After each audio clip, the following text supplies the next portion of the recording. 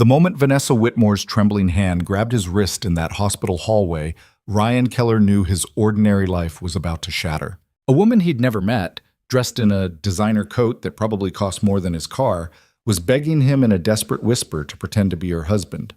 Behind her, a man in an expensive suit was approaching with predatory focus. Ryan had 30 seconds to decide. Walk away from this clearly insane situation, or lie to a complete stranger who looked like she was about to collapse from fear. He chose wrong. Or maybe he chose right. Either way, nothing would ever be the same. If you want to see how a desperate lie between two strangers becomes something neither of them expected, stay until the end. And hit that like button and drop a comment with your city so I can see how far this story travels. The fluorescent lights in St. Catherine's Hospital emergency wing hummed with the kind of persistent drone that made everything feel unreal. Ryan Keller sat in a plastic chair that was simultaneously too hard and somehow sticky, staring at the scuffed linoleum tiles between his boots. His hands were shaking. He'd been trying to stop them for the past 40 minutes, but they wouldn't cooperate. The doctor had said the word biopsy 3 times during their consultation. Ryan had nodded like he understood, like he was the kind of person who could process medical terminology when his entire world was potentially ending. But all he'd really heard was the subtext. You might have cancer. You might leave your daughter alone. Emma was 6 years old, with missing front teeth and a stuffed rabbit named Mr. Hopscotch that went everywhere with her. She'd already lost her mother 3 years ago when a drunk driver ran a red light on a Tuesday afternoon. Ryan had been at work when he got the call. He'd been rotating tires. He remembered that detail with perfect clarity. The smell of rubber, the hydraulic hiss of the lift, the way his phone had buzzed in his back pocket. Now he sat in this hallway, waiting for test results that would determine whether Emma would lose her only remaining parent before she turned 7. His phone buzzed. A text from his neighbor, Mrs. Chen, who was watching Emma tonight. She's asleep. Don't worry about rushing back. Praying for you. Ryan typed back a quick thanks and shoved the phone in his jacket pocket. He didn't have the energy to tell Mrs. Chen that he wasn't much for prayer these days. Not since Sarah's funeral, when people kept telling him it was part of some larger plan, as if Emma growing up without a mother was somehow cosmically justified. Mr. Keller. Ryan's head snapped up. A nurse stood a few feet away, holding a tablet and looking tired. Her scrubs had cartoon cats on them. Sarah would have liked those scrubs. The doctor can see you now, the nurse said. Follow me. Ryan stood, his knees cracking. He was 32 but felt about 65. 3 years of single parenting while working 50-hour weeks at Mike's Auto Repair would do that to a person. He followed the nurse down the corridor, past rooms where other people were living through their own private catastrophes. The examination room was small and cold. Ryan sat on the paper-covered table, the crinkling sound absurdly loud in the silence. The nurse checked something on her tablet, gave him a professional smile that revealed nothing, and left. He waited. The clock on the wall ticked forward. 7 minutes, 9, 12. Ryan pulled out his phone and looked at his lock screen, a photo of Emma from last weekend at the park. She was upside down on the monkey bars, grinning like gravity was a suggestion rather than a law. He'd taken the picture right before she'd slipped and scraped both knees, then cried for exactly 90 seconds before spotting a dog and forgetting all about her injuries. Kids were resilient like that. Until they weren't. The door opened. Dr. Patel stepped in, looking at a folder. He was in his 50s, with gray at his temples, and the kind of calm demeanor that came from delivering both good and terrible news for decades. Mr. Keller, Dr. Patel said, closing the door. Thank you for waiting. Ryan couldn't speak. His throat had closed up entirely. Dr. Patel sat down on the rolling stool and looked directly at Ryan. I have good news. The relief hit Ryan so hard he actually swayed. He gripped the edge of the examination table. The mass we were concerned about is benign, Dr. Patel continued. It's a lipoma, essentially a fatty tissue growth, completely harmless. We'll want to monitor it, but there's no indication of cancer. Ryan heard the words from a distance. Ryan, like someone had turned down the volume on the world. No cancer. Emma wouldn't lose him. He wouldn't leave her alone. Mr. Keller, are you all right? Ryan realized he was crying. Silent tears were streaming down his face, and he was doing absolutely nothing to stop them. Yeah, he managed. Yeah, Thank you. Doctor. Patel handed him a tissue box. It's a scary process. You're allowed to be relieved.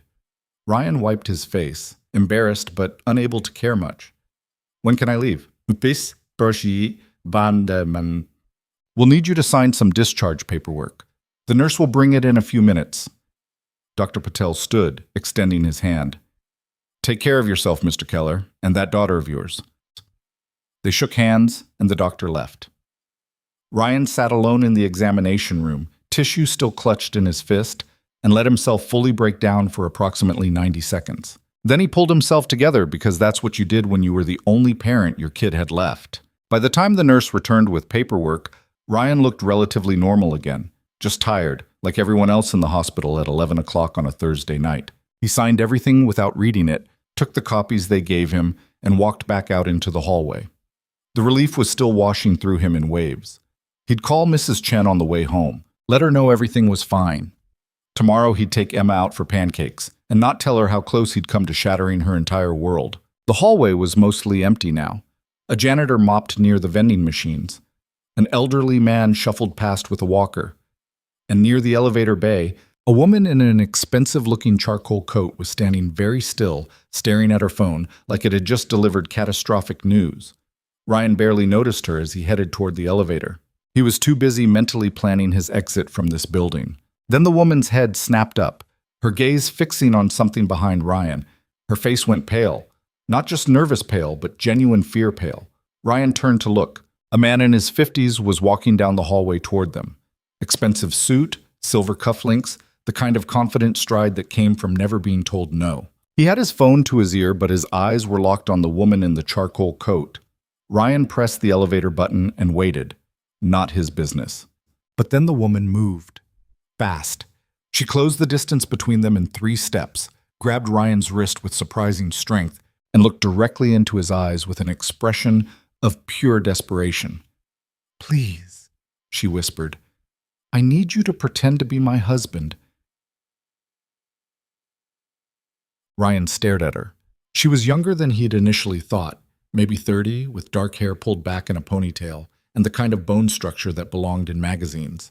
Even terrified, she was striking, but more importantly, she was clearly out of her mind. "What?" Ryan said. "Just for 2 minutes," the woman hissed, her grip tightening on his wrist. "Please, that man cannot know I'm alone." The man in the suit was getting closer, 20 feet away now. 15. Ryan's brain was screaming at him to pull away, say no, get in the elevator, and leave this bizarre situation immediately. But something in the woman's eyes stopped him. Real fear. The kind he'd seen in the mirror 3 years ago when the hospital chaplain had walked into the waiting room to tell him Sarah hadn't made it. "Vanessa!" the man called out, his voice carrying that fake warmth powerful people used when they wanted something. "What a surprise running into you here. The woman, Vanessa, didn't let go of Ryan's wrist. If anything, she moved closer to him. "Philip," she said, and her voice was completely different now, steady, controlled. "I didn't expect to see you." Philip stopped a few feet away, his eyes moving from Vanessa to Ryan and back again. Something calculating flickered across his face. "I was visiting my mother. She had hip surgery this afternoon." His gaze settled on Ryan. "And you are?" This was Ryan's chance to end this insanity, to say, "I have no idea who this woman is," and walk away. Instead, he heard himself say, "Ryan, I'm Vanessa's husband." Vanessa's hand relaxed slightly on his wrist, but she didn't let go. "Ryan came to pick me up," she said smoothly. "Late appointment." Philip's smile didn't reach his eyes. "Husband? That's news to me. I thought you were resolutely single, Vanessa. You've certainly never mentioned a husband at any board meeting." "We keep our personal life private," Vanessa said. There was an edge to her voice now, something sharp beneath the professional veneer. "How modern of you," Philip said. He extended his hand toward Ryan. "Philip Torrance. I'm on the board of Vanessa's company, Whitmore Industries." Ryan shook his hand, feeling completely out of his depth. Whitmore Industries. He'd heard of them. They did something with tech and manufacturing, had buildings downtown with their logo on the side. This woman wasn't just rich, she was rich. "Nice to meet you, Ryan." Ryan said, because what else was there to say? Philip's handshake was exactly as aggressive as Ryan expected. So, where did you two meet? I'm always curious about these origin stories. Vanessa answered before Ryan could fumble through a lie. At a charity event 3 years ago. Very boring story. 3 years?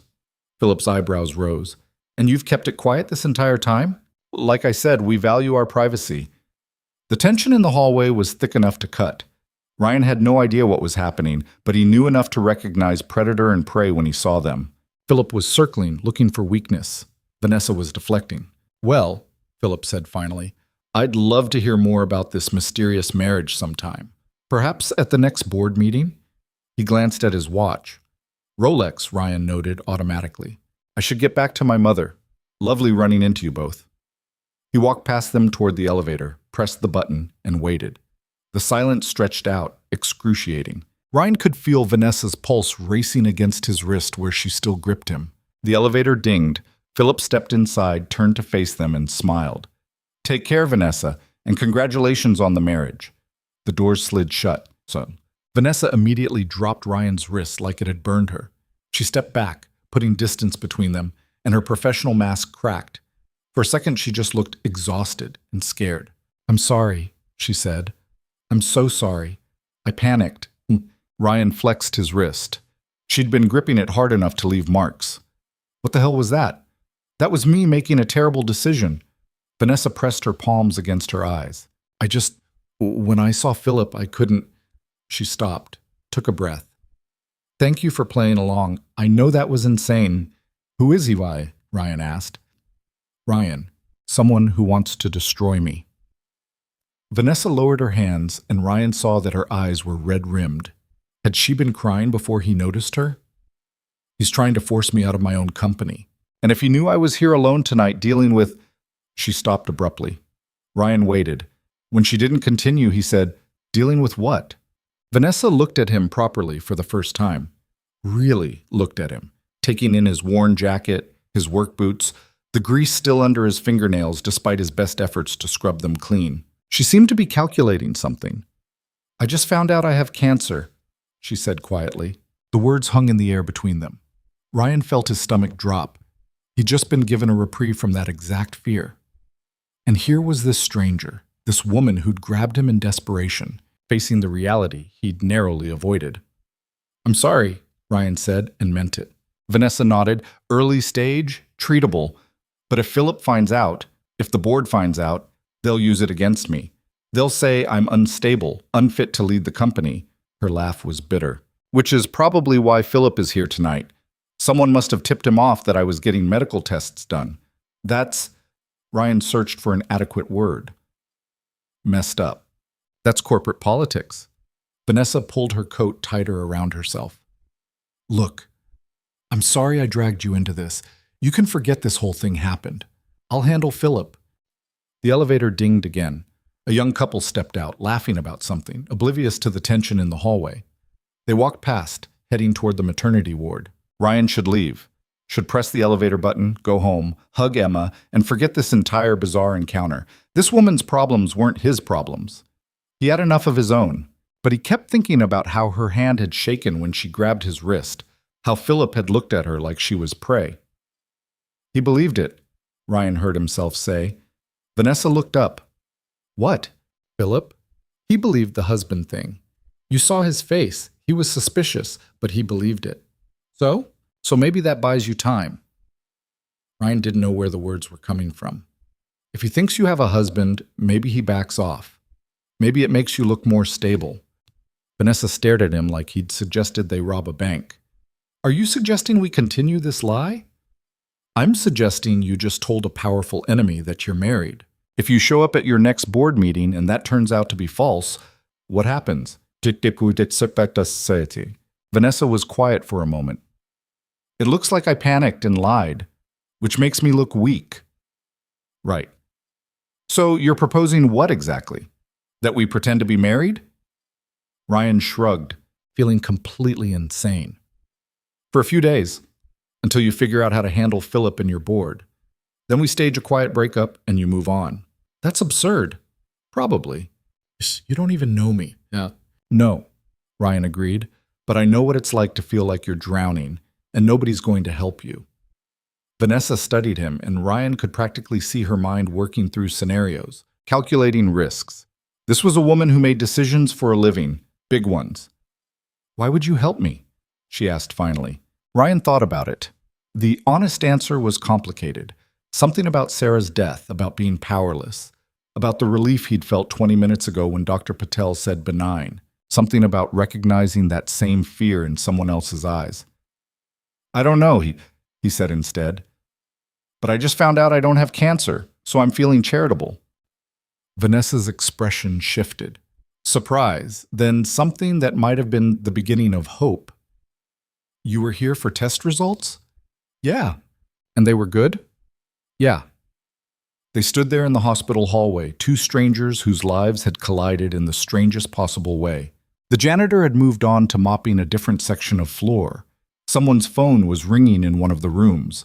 The hospital kept operating, indifferent to the bizarre negotiation happening near the elevators. This is crazy, Vanessa said. Completely. If anyone finds out, they won't. You don't know that. No, Ryan admitted, but I'm guessing you didn't get where you are by playing it safe. Vanessa almost smiled. Almost. You have no idea what you'd be getting into. My world, it's not normal. There are photographers, journalists, people who make it their business to dig into every aspect of my life. I fix cars for a living. I'm not exactly high profile. Thus, you would be, the moment you're seen with me. Vanessa pulled out her phone, typed something quickly, and showed him the screen. It was a Google search for her name. The top result was a Forbes article. Vanessa Whitmore, 30, leads tech giant into new era. Ryan scrolled down. There were dozens of articles. Photos of Vanessa at galas, conferences, charity events. She wasn't just successful, she was famous in her industry. I'm a mechanic from Oakland, Ryan said. I have a 6-year-old daughter and about $300 in my savings account. Your world and mine don't exactly overlap. Vanessa took her phone back. I know, which is why this won't work. Probably not. But you're still offering? Ryan thought about Emma, asleep at Mrs. Chen's house right now, completely unaware of how close she'd come to losing him. He thought about Sarah, who'd spent her last conscious moments trapped in a car wreck, probably terrified. He thought about Vanessa's hand shaking on his wrist. Yeah, he said, I'm still offering. Vanessa was quiet for a long moment. Then she said, I would need you to come to a company event tomorrow night. There's a charity gala. Philip will be there, and if I show up without my supposed husband, it's going to raise questions. A gala, black tie, downtown. Very boring speeches about quarterly earnings and corporate responsibility. Vanessa's mouth twisted. Not exactly your scene, I'm guessing. I've never owned a tux. I can arrange one. I have a daughter, Ryan said. I can't just disappear for events. Bring her. There will be other families there. We can arrange childcare. Ryan hesitated. Bringing Emma into this felt like crossing a line. I don't want her confused about what's happening. We'll tell her the truth, that I'm a friend who needs help at a work event. Kids are remarkably good at accepting strange situations if adults are honest with them. That was actually true. Emma had accepted a lot of strange situations over the past 3 years. One event, Ryan said. Then we see if this insanity actually helps you. Vanessa nodded. One event. She pulled a business card from her coat pocket and held it out. My personal number is on the back. Text me your address, and I'll have a car pick you up tomorrow at 6. Ryan took the card. It was heavy stock, embossed lettering, Vanessa Whitmore, CEO, Whitmore Industries. He flipped it over. She'd written a phone number in neat handwriting. This is crazy, he said again. You mentioned that. Just making sure we're clear. Crystal clear. Vanessa started to turn away, then stopped. Ryan? Yeah? Thank you for not walking away. Ciao. Before he could respond, she headed down the hallway toward the main entrance, her heels clicking against the linoleum. Ryan watched her go, this mysterious billionaire who'd grabbed his wrist and changed his life in the space of 5 minutes. Then he got in the elevator and went home to his daughter. The apartment was dark when Ryan let himself in. He paid Mrs. Chen, thanked her profusely, and waited until she'd left before walking down the hallway to Emma's room. She was sprawled across her bed in a position that looked physically impossible, Mr. Hopscotch tucked under one arm. Her nightlight, shaped like a crescent moon, cast soft shadows across the walls. Ryan sat on the edge of her bed and just watched her breathe for a minute. This kid, this perfect, ridiculous, troublemaking kid who'd saved his life just by existing. Emma stirred, her eyes opening slightly. "Daddy?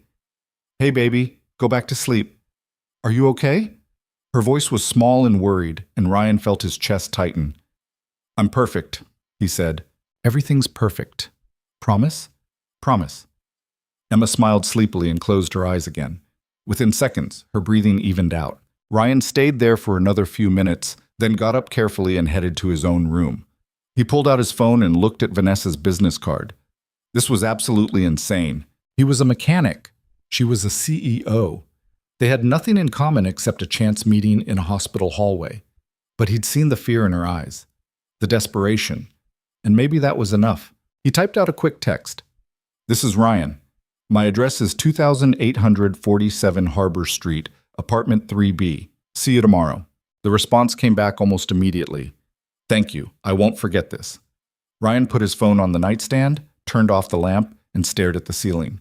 In 24 hours, he'd be at a billionaire gala pretending to be married to a woman he'd known for approximately 15 minutes. What could possibly go wrong? The next evening arrived faster than Ryan expected. He'd spent the morning at work, rotating tires and changing oil and trying not to think about the increasingly surreal situation he'd agreed to. Mike, his boss, noticed his distraction around lunchtime. "You sick or something?" Mike asked, wiping his hands on a rag. He was 63 and had owned the shop for 40 years. "You've been staring at that brake pad like it insulted your mother." "Just tired," Ryan said. "Uh-huh." Mike didn't look convinced. "How'd the hospital thing go?" "Good. Benign." Mike's face relaxed. "Thank Christ, you had me worried." He clapped Ryan on the shoulder hard enough to hurt. "Take care of yourself. Emma needs you." "I know." Ryan finished out his shift, picked Emma up from after-school care, and took her home. Mrs. Chen had agreed to watch her again tonight, but first Ryan had to explain the situation in a way that wouldn't completely confuse his 6-year-old. They sat at their small kitchen table with grilled cheese sandwiches and apple slices. Emma was explaining the complex social dynamics of first-grade recess. Apparently someone named Jackson had stolen someone named Mia's jump rope, and there was an ongoing judicial process involving the playground monitor. Ryan waited for a break in the story, then said, "Hey, Em, I need to go to a work thing tonight." Emma looked up from her sandwich. "What kind of work thing?" "A fancy party. For a friend." "Do you have fancy friends?" "Fair question. Not usually, but I met someone who needed help, and she invited me to this event." "A she-friend?" "Yeah." Emma considered this. "Like a girlfriend?" "No," Ryan said quickly. "Not like that. Just someone I'm helping out." "Okay." Emma seemed satisfied with this explanation and returned to her sandwich. Then, after a moment, "Are you wearing your nice shirt?" Ryan looked down at his work shirt, which had his name embroidered on the pocket and several mysterious stains. "I'm going to wear something nicer than this." "Good, because that shirt smells like cars." At 5:30, the doorbell rang. Ryan opened it to find a man in a driver's uniform holding a garment bag. "Mr. Keller, I'm James, Miss Whitmore's driver. She asked me to deliver this." Ryan took the garment bag, feeling awkward. "Thanks. I'll be waiting downstairs when you're ready, sir." Sir. Nobody had ever called Ryan sir in his life except that one time he got pulled over for a broken taillight. He brought the garment bag into his bedroom and unzipped it. Inside was a tuxedo, actual designer label, perfectly tailored. A note was pinned to the jacket. "Had my assistant guess your measurements. Hope it fits. V." Ryan tried it on. It fit perfectly, which was somehow more unsettling than if it had been wrong. He looked at himself in the bathroom mirror and barely recognized the person staring back. Emma appeared in the doorway, eyes wide. Whoa, too much? You look like James Bond. I feel like an imposter. What's an imposter? Someone pretending to be something they're not. Emma thought about this. But you're going to help your friend, right? Right. Yeet. Then you're not an imposter. You're just wearing fancy clothes. Kid logic. Sometimes it was the clearest logic there was. Mrs. Chen arrived at 10 to 6. Ryan kissed Emma goodbye, promised to tell her all about the fancy party tomorrow, and headed downstairs. The car waiting at the curb wasn't a car. It was a town car, black and gleaming, the kind Ryan usually only saw in movies. James held the door open. "Ready, sir?" "Not even a little bit," Ryan said, but he got in anyway. The drive downtown took 30 minutes. James didn't try to make conversation, which Ryan appreciated. He spent the time looking out the window, watching his familiar city transform into the polished, expensive district where buildings had doormen and restaurants didn't list prices on their menus. They pulled up in front of the Meridian Hotel. A red carpet stretched from the curb to the entrance, and people in evening wear were flowing inside. Photographers lined the sides, cameras flashing. Ryan's stomach dropped. "There are photographers." "Yes, sir. Ms. Whitmore mentioned you might be uncomfortable." She suggested entering through the side entrance. "There's a side entrance?" There's always a side entrance." James drove around the block to a less conspicuous door. A woman in an earpiece and an elegant black suit stood waiting. "Mr. Keller?" She opened the car door. "I'm Rachel, Ms. Whitmore's assistant. If you'll follow me, I'll take you to her." Poupon. Ryan followed Rachel through a service corridor that was significantly less glamorous than the front entrance. They took an elevator up 3 floors, walked down another hallway, and stopped outside a door marked private. Rachel knocked twice, then opened it. Vanessa was standing near the window, looking out at the city. She turned when they entered, and Ryan forgot how to breathe for a second. She was wearing a floor-length black dress that was somehow both elegant and intimidating. Her hair was down, falling in dark waves over her shoulders. She looked like she belonged in this world of wealth and power. She also looked terrified. "Ryan," she said, relief flooding her face. "You came. I said I would." "I know, but I thought you might come to your senses." "Still time for that," Ryan said, which made her smile slightly. Rachel cleared her throat. "I'll give you 2 a moment. Ms. Whitmore, you're expected in the ballroom in 10 minutes. She left, closing the door behind her. Ryan and Vanessa looked at each other. "Nice dress," Ryan said because his brain had apparently stopped functioning. "Nice tux," Vanessa replied. "It fits." "Your assistant is good at guessing." She's good at everything. It's why I pay her an obscene amount of money." Vanessa walked over to a nearby table and picked up a glass of wine, then set it down without drinking. "I need to brief you. Philip will be watching tonight. So will half the board. They're going to ask questions, and we need our story straight." "Okay, we met 3 years ago at a charity auction. Got married 6 months later in a small ceremony, just immediate family. We've kept it quiet because I didn't want my personal life to become a media circus." "Why would I agree to that?" Ryan asked. Vanessa blinked. "What? If I'm your husband, why would I agree to being a secret? Most people want to be acknowledged." That stopped her. "I hadn't thought about that." "You need a better reason. Something that makes me look like I'm not just letting you hide me." Vanessa thought for a moment. "What if we say you insisted on privacy? That you didn't want the attention, and I respected that." "Better. What do I do for a living?" "The truth. You're a mechanic. There's no point in lying about something that can be easily verified." "And Emma? Your daughter from your first marriage. I'm..." Vanessa hesitated. "I'm her stepmother. The word hung between them, strange and intimate. "Okay," Ryan said. "What else?" Vanessa ran through a few more details, where they supposedly lived, her penthouse, though Ryan had never actually been there, what they did on weekends, quiet dinners mostly because Ryan didn't like crowds, how they'd fallen in love slowly, carefully, unexpected. It was all fiction, but Vanessa told it like it was real, like she'd spent time thinking about what their life together would look like. "One more thing," Vanessa said. "Philip is going to try to get you alone, to test you, see if the story holds up. Don't let him. What if I can't avoid it? Then stick to the script. And remember, he's dangerous. He didn't get where he is by playing fair." A knock at the door interrupted them. Rachel's voice came through. "Ms. Whitmore, it's time. Vanessa took a deep breath, straightening her shoulders. The vulnerable woman from a moment ago disappeared, replaced by the CEO from the Forbes article. Ready? Ryan thought about Emma, safe at home with Mrs. Chen. About his tiny apartment that didn't have marble floors or chandeliers. About the fact that he was about to walk into a room full of billionaires and pretend to be one of them. Not even close, he said. But let's do it anyway. Vanessa held out her hand.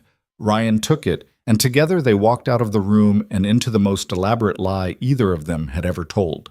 The ballroom was exactly as overwhelming as Ryan had feared. Crystal chandeliers hung from a ceiling that seemed impossibly high, casting fractured light across marble floors polished to a mirror shine. Round tables draped in white linen filled the space, each one surrounded by people who looked like they'd stepped out of a fashion magazine. A string quartet played something classical near the far wall, barely audible over the hum of conversation and clinking glasses. Ryan's hand tightened slightly on Vanessa's as they paused in the doorway. She felt it and glanced at him, her expression unreadable behind a practiced smile. "Breathe," she murmured. "You're doing fine. I haven't done anything yet. Exactly. Keep it that way." They stepped into the room and Ryan immediately felt the weight of attention shift toward them. Not everyone. Most people were too absorbed in their own conversations. But enough. A woman in a red dress leaned toward her companion and whispered something. A man in a gray suit stared openly, champagne glass frozen halfway to his mouth. "They're looking," Ryan said under his breath. "Let them." Vanessa's voice was calm, but her grip on his hand suggested otherwise. "We're just another couple at a boring charity event." A waiter appeared with a tray of champagne flutes. Vanessa took one. Ryan hesitated, then did the same, though he had no intention of drinking it. He needed to stay sharp. "Vanessa!" A woman's voice cut through the ambient noise. "There you are!" A blonde woman in her 40s approached, wearing a silver dress and a smile that didn't quite reach her eyes. She air-kissed Vanessa on both cheeks with the kind of precision that suggested years of practice. "Catherine," Vanessa said smoothly, "you look wonderful. Flattery will get you everywhere." "Darling." Catherine's gaze slid to Ryan, assessment sharp in her eyes. "And who is this handsome stranger?" "Catherine Bordeaux. Meet my husband, Ryan Keller." The word husband landed like a stone in still water. Catherine's smile froze for just a fraction of a second before recovering. "Husband? Vanessa, you've been holding out on us." "We prefer to keep our personal life private," Vanessa said, repeating the line they'd rehearsed. "Clearly." Catherine extended a perfectly manicured hand toward Ryan. "Catherine Bordeaux. I'm on the board of Whitmore Industries, and apparently woefully uninformed about our CEO's marriage." Ryan shook her hand, trying to match her firm grip without overdoing it. "Nice to meet you." "And what do you do, Ryan?" Here it was, the first real test. "I'm a mechanic." Catherine's eyebrows rose slightly. How refreshingly blue-collar. The condescension was subtle but unmistakable. Ryan felt Vanessa tense beside him. "Ryan owns his own shop." Vanessa lied smoothly, which was news to Ryan. He specializes in vintage restorations. That was actually worse. Now he had to remember this fiction. But Catherine seemed satisfied, or at least willing to pretend she was. "How fascinating. You'll have to tell me all about it sometime." She turned back to Vanessa. "Philip is here, by the way. He was asking about you earlier." "I'm sure he was." "He mentioned running into you last night." "At the hospital?" Catherine's tone was carefully neutral, but Ryan caught the fishing expedition underneath. "Routine checkup," Vanessa said. "Nothing dramatic." "Of course." Catherine smiled again. "Well, I won't monopolize you two. Enjoy the evening." She glided away, and Ryan watched her stop at another cluster of well-dressed people. Within seconds, she was leaning in, whispering. "She's going to tell everyone," Ryan said quietly. "I'm counting on it." Vanessa took a sip of her champagne. "By the time we sit down for dinner, half the room will know I'm supposedly married, which means Philip can't claim I made it up on the spot. You're good at this. I've been playing corporate politics since I was 25. You learn fast or you drown." They moved deeper into the ballroom, stopping occasionally when someone intercepted them. Vanessa made introductions: board members, investors, department heads whose names Ryan immediately forgot. Each conversation followed the same pattern: surprise at Ryan's existence, thinly veiled curiosity about how a mechanic had ended up married to Vanessa Whitmore, and carefully worded questions that were really attempts to dig for information. Ryan stuck to the script. They'd met at a charity auction, fell in love slowly, got married quietly. It was all very boring and romantic and completely unverifiable, which was the point. After the fifth introduction, Ryan's face hurt from maintaining a pleasant expression. He wasn't built for this kind of performance. Give him an engine to rebuild, and he could work for hours without breaking a sweat. But this, smiling at strangers who looked at him like he was a zoo exhibit, was exhausting. "You're doing great," Vanessa murmured as they finally found a moment of relative privacy near one of the floor-to-ceiling windows overlooking the city. "I feel like a fraud." "Join the club." Ryan looked at her. "You feel like a fraud? You're the CEO. It doesn't mean I belong here." Vanessa stared out at the skyline, her expression briefly unguarded. "Half these people think I'm too young. The other half think I'm too aggressive. And all of them are waiting for me to fail so they can say they knew it all along." "Then why do it?" "Because my father built this company from nothing, and when he died, he left it to me. And I'm not about to let people like Philip Torrance destroy his legacy just because they think a woman can't run a tech firm." The bitterness in her voice was sharp enough to cut. Ryan wanted to say something supportive, but before he could, a familiar voice interrupted. "Vanessa," and the mysterious husband. Philip Torrance appeared beside them, drink in hand, smile predatory. He was wearing a different suit than last night, but the same expression, calculated friendliness masking something colder underneath. "Philip," Vanessa said, her voice cooling several degrees, "I've been hearing fascinating things about you all evening, Ryan." Philip's gaze was direct, challenging. "Apparently you're a man of mystery." "Not really," Ryan said. "Pretty straightforward, actually." "Funny how no one at this event has ever heard of you. I asked around." "That's because we keep our marriage private," Vanessa said sharply. "As I explained last night, Mom." "So you did." Philip swirled his drink, ice clinking against glass. "Still, it's unusual. Vanessa, you're not exactly known for your secrecy. You're on the cover of magazines. You give keynote speeches. But somehow you managed to get married without a single photograph surfacing? We were careful. Clearly." Philip turned his attention back to Ryan. "So, Ryan, vintage restorations, is it? What's your specialty? Corvettes? Mustangs?" Ryan's mind raced. He didn't specialize in anything because he didn't own a shop, but Philip was watching him like a hawk, waiting for him to stumble. "Pre-war European," Ryan said, pulling from a conversation he'd once had with a customer. "Mostly British and Italian." Philip's eyebrows rose. "Really? That's quite niche. That's the point. And business is good? Good enough. Where's your shop located?" "Oh." Ryan felt the trap closing. If he named a real location, Philip could verify it. If he made something up, same problem. Vanessa stepped in smoothly. "Ryan's been working from private garage space while we look for a permanent location. The Bay Area real estate market is ridiculous right now." "Isn't it, though?" Philip didn't look convinced, but he also didn't push harder. Instead, he glanced at Vanessa. "I heard you were at the hospital last night. Everything all right?" "Fine. Routine checkup." "Glad to hear it. We need you healthy, Vanessa. The company needs you healthy." The emphasis on the word was deliberate, especially with the Apex merger coming up. A lot of pressure on your shoulders. "Nothing I can't handle."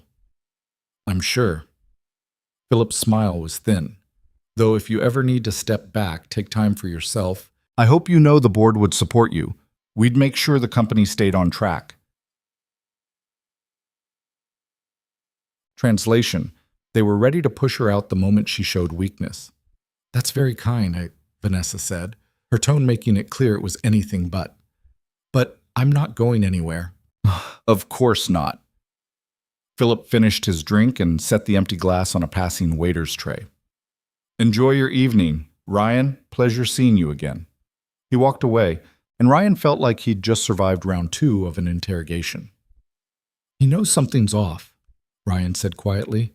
"He suspects. That's different." Vanessa's jaw was tight. "But he can't prove anything. Not yet." "What happens when he tries?" "We deal with it." A chime sounded through the ballroom, and a voice over the speakers announced that dinner would be served shortly. The crowd began moving toward their assigned tables, conversation shifting to logistics and seating arrangements. Vanessa checked her phone. "We're at table 4, with Philip, unfortunately, and several other board members." "Great. It gets better. There's going to be speeches, long, boring speeches about quarterly earnings and charitable contributions. You'll want to fake your own death by the second one." "Looking forward to it." They found their table near the center of the room. Name cards marked each seat. Ryan was between Vanessa and an older woman whose card read Dr. Helen Marks. Philip sat directly across from them, because of course he did. The other seats filled quickly. Catherine Bordeaux appeared, along with 2 men in their 50s who introduced themselves as board members. Everyone smiled. Everyone was polite. Everyone was also clearly curious about Ryan's presence. Dinner was served, some kind of fish with vegetables Ryan didn't recognize, followed by a salad that seemed to be more decoration than food. He ate carefully, hyper-aware of which fork to use, trying not to embarrass himself. Dr. Marks turned out to be a thoracic surgeon and genuinely pleasant to talk to. She asked about Ryan's work without the condescension Catherine had displayed, and seemed genuinely interested when he described the satisfaction of fixing something broken. "I feel the same way about surgery," she said, cutting into her fish with surgical precision. "There's something deeply satisfying about solving a mechanical problem, whether it's an engine or a human body." "Except engines don't bleed," Ryan pointed out. "True, but they also don't thank you when you're finished." Ryan liked her immediately. Across the table, Philip was talking to Vanessa about the Apex merger. His tone casual, but his questions pointed. Ryan caught fragments of the conversation: stock prices, shareholder concerns, timeline issues. Vanessa answered each question with practiced ease, never revealing more than necessary. "You're handling him well," Dr. Marks said quietly, noticing Ryan's attention. "Vanessa?" "Philip. He's trying to find cracks in your story." Ryan looked at her. "You know about that?" "I'm observant, and I've known Vanessa since she was 26 and terrified of her first board meeting." Dr. Marks smiled. "She's come a long way, but she's also never mentioned a husband until today, which tells me something interesting is happening." Ryan didn't know what to say. Dr. Marks seemed to sense his discomfort and patted his hand. "Relax. I'm not going to interrogate you. If Vanessa trusts you enough to bring you here, that's good enough for me." She paused. "Just take care of her. She acts tough, but she's carrying more than anyone should have to." Before Ryan could respond, the speeches started. The MC, some local news personality, took the microphone and began thanking sponsors and donors. Then came the CEO of the charity they were supposedly supporting, followed by a board member giving an update on Whitmore Industries' quarterly performance. 20 minutes in, Ryan understood why Vanessa had warned him. The speeches were aggressively boring, full of corporate jargon and self-congratulation. He caught himself zoning out multiple times, his attention drifting to the chandelier overhead. Then Philip stood to speak, and Ryan's focus snapped back. "Good evening, everyone," Philip began, his voice carrying easily across the ballroom. "I want to take a moment to talk about leadership, about what it means to guide a company through challenging times." Ryan felt Vanessa go still beside him. Philip continued, his tone measured and reasonable. "At Whitmore Industries, we're facing a critical juncture. The Apex merger represents our biggest opportunity in a decade, but it also requires steady hands at the helm, leadership that's focused, undistracted, and fully committed." He paused, letting the words settle. Several people at nearby tables shifted uncomfortably. "I have complete faith in our CEO," Philip said, looking directly at Vanessa. "But I also believe in transparency, in ensuring that our leadership team has the support and stability they need to succeed, which is why I'm proposing that the board conduct a comprehensive review of our executive structure before finalizing the merger." Translation: He wanted to investigate whether Vanessa was fit to remain CEO. The room had gone very quiet. People were watching Vanessa, waiting for her reaction. She didn't give them one. Her expression remained neutral, almost bored. But under the table, her hand found Ryan's and squeezed hard enough to hurt. Philip finished his speech with a few platitudes about corporate responsibility and sat down to polite applause. The MC quickly moved on to the next speaker, but the damage was done. Everyone was talking in hushed voices, speculation spreading like wildfire. "He just declared war," Ryan said quietly. "He's been at war," Vanessa corrected. "He just made it public." "What are you going to do?" "Win." The rest of the dinner passed in a blur. More speeches, more courses of elaborate food, more conversation that Ryan only half followed. His attention was on Vanessa, watching her maintain perfect composure even as her entire professional world tilted sideways. Finally, mercifully, the event began to wind down. People started leaving, heading toward the exits in clusters. Vanessa stood, smoothing her dress, and Ryan followed her lead. They made it about 20 feet before Catherine intercepted them again. "Vanessa, darling, that was quite the speech Philip gave, wasn't it? You're not concerned about Philip grandstanding?" "Not particularly." Catherine's smile was sharp. "He has support, you know, on the board. More than you might think." "Does he have yours?" The question hung between them, direct and challenging. Catherine's smile didn't waver, but something cold flickered in her eyes. "I support what's best for the company," she said carefully. "As we all should." "Of course." Catherine's gaze shifted to Ryan. "I hope you're prepared for what's coming. Being married to Vanessa isn't going to be the quiet, private life you're used to, not anymore." Before Ryan could respond, she walked away, leaving the implicit threat hanging in the air. "She knows," Ryan said. "She suspects, like Philip." Vanessa started walking toward the exit, her pace just slightly too fast. "Let's get out of here." They made their way through the thinning crowd, declining several attempts at further conversation. Rachel was waiting near the side entrance with Ryan's coat. "The car's ready whenever you are, Ms. Whitmore." "Thank you, Rachel." James drove them away from the Meridian in silence. Ryan watched the city pass by the window, processing the evening's events. What he'd thought would be a simple favor, showing up, playing the part, going home, had turned into something much more complicated.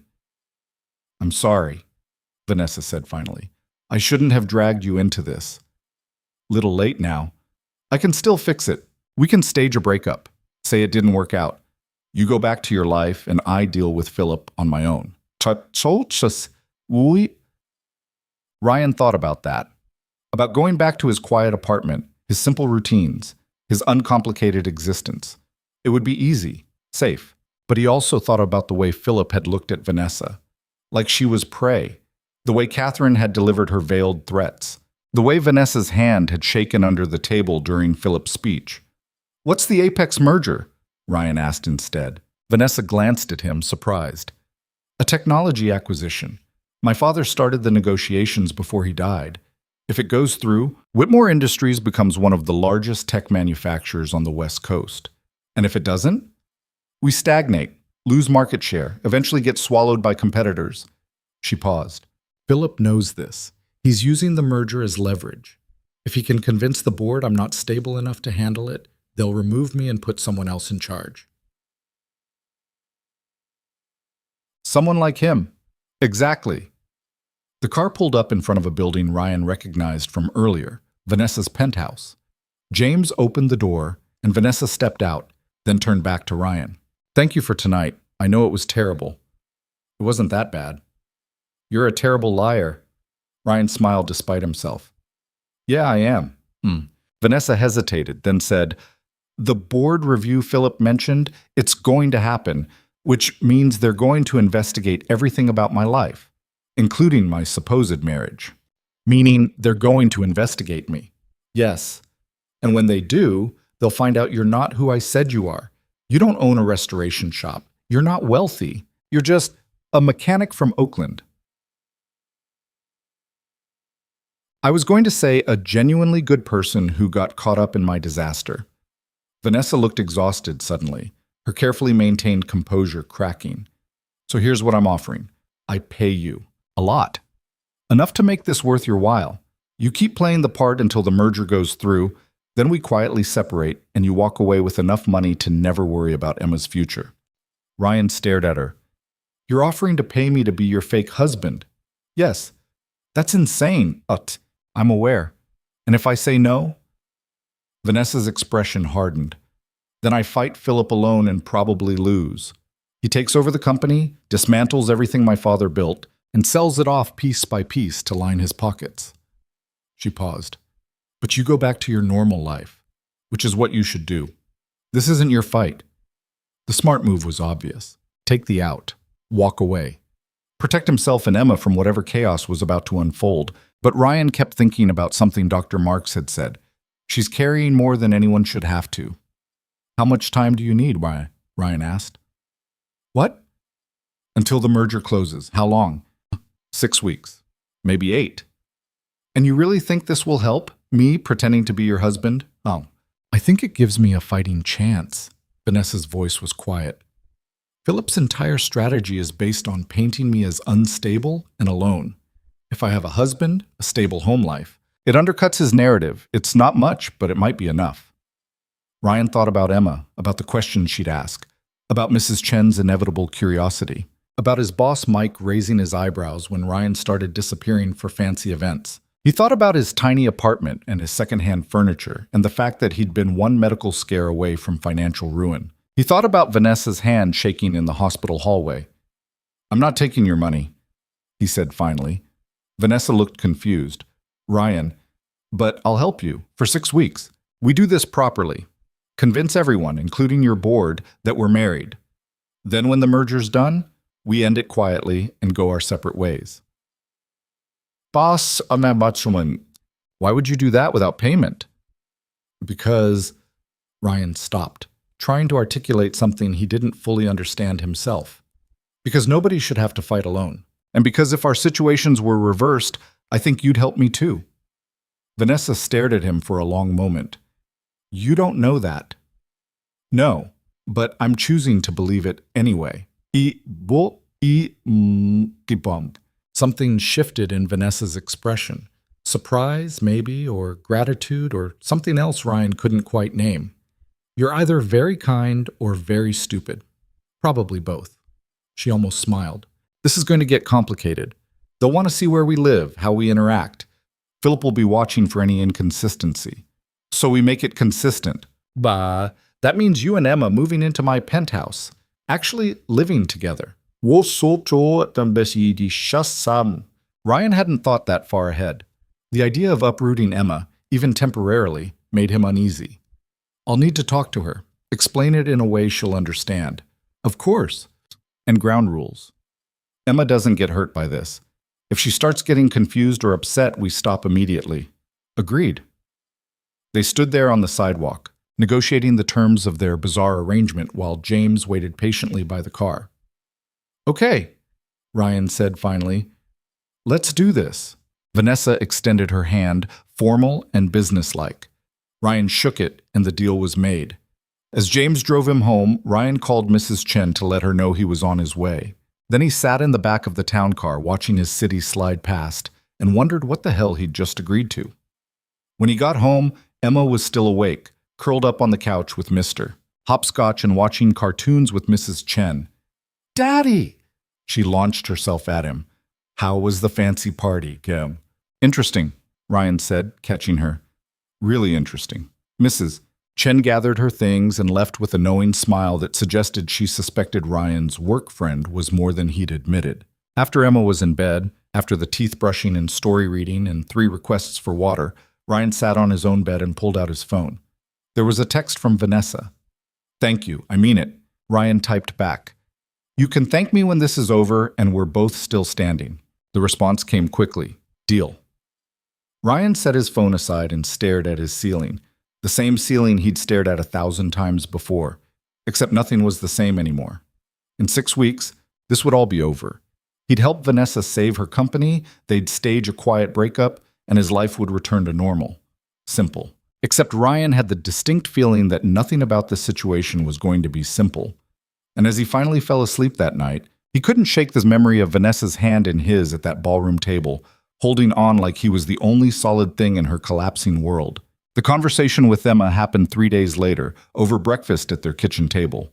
Ryan had been rehearsing different versions in his head, trying to find the words that would make this bizarre situation sound normal to a 6-year-old. He still hadn't found them. Emma was working her way through a bowl of cereal, kicking her feet against the chair legs in a rhythm that was probably driving their downstairs neighbor crazy. Mr.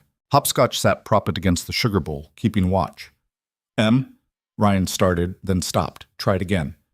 You know how I went to that fancy party the other night? The one where you looked like James Bond? Yeah, that one. Well, the friend I helped, her name is Vanessa. She needs a little more help. Emma looked up from her cereal, milk dripping from her spoon. What kind of help? She's having some trouble at work. Bad people are trying to take her company away from her, and I said we'd help her for a little while. How can we help? We don't know about companies. No, but we can be her family, pretend family, I mean, just for a few weeks. Emma's forehead wrinkled in confusion. I don't get it. Yet Stan. Ryan tried a different approach. You know how sometimes you play pretend with your friends at school? Like you're a doctor or a superhero? Yeah, this is kind of like that. Vanessa needs us to pretend we're her family, so we're going to stay at her house for a little bit. And when people ask, we'll say, we're all living together. Like a sleepover? Exactly like a sleepover, a really long one. Emma considered this, swirling her spoon through the milk. Why does pretending we're her family help? That was the question, wasn't it? Ryan had asked himself the same thing about 100 times since the gala. Because the bad people at her work think she's all alone. And if she has a family, they can't hurt her as easily. Oh. Emma seemed to accept this explanation with the easy logic of childhood. Is her house nice? I think so. I haven't actually seen it yet. Oh, does she have a TV? Probably. Can Mr. Hopscotch come? Mr. Hopscotch definitely comes. Emma nodded, apparently satisfied. Okay, when do we go? Ryan felt a wave of relief mixed with guilt. She trusted him completely, didn't question his judgment, just accepted that they were about to move into a stranger's penthouse for reasons she didn't fully understand. This weekend, we'll pack up some of your stuff, and Vanessa will send a car to pick us up. A fancy car like last time? Probably. Cool. Emma returned to her cereal, crisis apparently averted. Then, after a moment, Daddy, is Vanessa nice? Ryan thought about the woman who'd grabbed his wrist in the hospital hallway, who'd maintained perfect composure during Philip's attack at the gala, who'd offered to pay him and then accepted his help without payment. Yeah, he said. I think she is. Just scared right now. Why? Because she's sick, and the people at her work are being mean about it. Emma's expression turned serious. That's not fair. No, it's not. We should definitely help her then. And just like that, it was decided. The next 3 days passed in a blur of preparation that felt surreal. Rachel, Vanessa's assistant, called with logistics, what to pack, what would be provided, how to handle the transition. Vanessa herself called once, briefly, to check if Emma had taken the news okay. She thinks it's a sleepover, Ryan told her. That's probably the healthiest way to think about it. Vanessa's voice sounded tired. How are you holding up? I'm fine. You're a terrible liar, remember? Ryan smiled despite himself. Yeah, still working on that. The board review starts Monday, which means investigators are probably already digging into your background. What are they going to find? That you're exactly who you say you are. A mechanic, a single father. No criminal record, solid employment history, neighbor testimony that you're a decent guy. She paused. The problem is what they won't find. Any evidence that we've been married for 3 years. So we give them evidence. How? Ryan had been thinking about this. Photos. We stage some. Make it look like we've been together for years. Backdate them if we need to. That's actually not a bad idea. I have them occasionally. Vanessa's quiet laugh carried through the phone. I'm starting to believe that. On Friday afternoon, Ryan told Mike he needed to take some time off. Mike, who'd been giving him curious looks all week, finally asked the obvious question. This about that woman from the hospital? Ryan debated lying, then decided against it. Yeah. She the one who sent the fancy car? Yeah? Tuki. Mike wiped his hands on his coveralls and leaned against the workbench, studying Ryan with the kind of direct assessment that came from 40 years of reading people. You getting in over your head? Probably. But you're doing it anyway? Apparently. Mike shook his head. You're a good kid, Ryan. Too good, maybe. Just don't forget you got a daughter depending on you. I won't. All right, then. Mike clapped him on the shoulder. Take the time you need. Job will be here when you get back. Saturday morning arrived with gray skies and the threat of rain. Ryan and Emma packed 2 suitcases, clothes, some of Emma's toys, the essentials they'd need for 6 weeks in someone else's home. It didn't amount to much. 3 years of rebuilding their lives after Sarah's death had taught them to travel light. At 10 o'clock, James pulled up in the town car. Emma was vibrating with excitement, pressing her face against the window to watch him load their bags into the trunk. This is so cool, she whispered. Ryan wasn't sure cool was the word he'd use, but he kept that to himself. The drive downtown took 30 minutes. Emma spent most of it staring out the window, narrating everything they passed. James drove with patient tolerance, occasionally catching Ryan's eye in the rearview mirror with an expression that might have been sympathy. They pulled up in front of a building that made Ryan's apartment complex look like a storage unit. Glass and steel, doorman in a uniform, the kind of place where the monthly maintenance fee probably exceeded Ryan's rent. Here we are, James said, opening the door. Emma bounded out, clutching Mr. Hopscotch. Ryan followed more slowly, trying not to look as intimidated as he felt. The doorman greeted them with professional courtesy. Mr. Keller, welcome. Miss Whitmore is expecting you. They rode the elevator to the top floor. Just one floor, the penthouse. The doors opened directly into the apartment, and Ryan's first thought was that he'd made a terrible mistake. The space was enormous, floor-to-ceiling windows overlooking the city, furniture that looked like it belonged in a museum, artwork on the walls that was probably worth more than his car. Everything was clean lines and neutral colors, sophisticated and expensive and completely impersonal. Vanessa appeared from somewhere deeper in the apartment, wearing jeans and a sweater that probably cost more than Ryan's weekly paycheck, but at least made her look human. You made it. Your elevator opens into your apartment, Emma said, eyes wide. It does. Vanessa smiled, and it looked almost genuine. You must be Emma. You must be Vanessa. That's me. Vanessa crouched down to Emma's level. I'm really glad you're here. I could use the company. Emma looked at her seriously. My dad says you're sick. Ryan winced, but Vanessa didn't seem bothered. I am, but I'm getting better. That's good. Being sick is scary. It really is. Something passed across Vanessa's face, surprise, maybe, at Emma's directness. Would you like to see your room? I get my own room? Of course. Oh, Vanessa led them down a hallway, past more expensive art and furniture, to a bedroom that was easily twice the size of Emma's room at their apartment. There was a full bed, a desk, built-in bookshelves, and a window seat overlooking the city. Emma's mouth fell open. This is mine? For as long as you're here.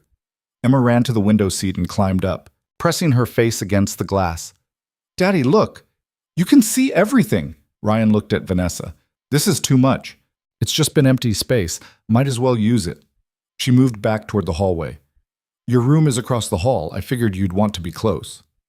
His room was similarly oversized, with a king bed and its own bathroom that featured heated floors and a shower with about 15 different settings.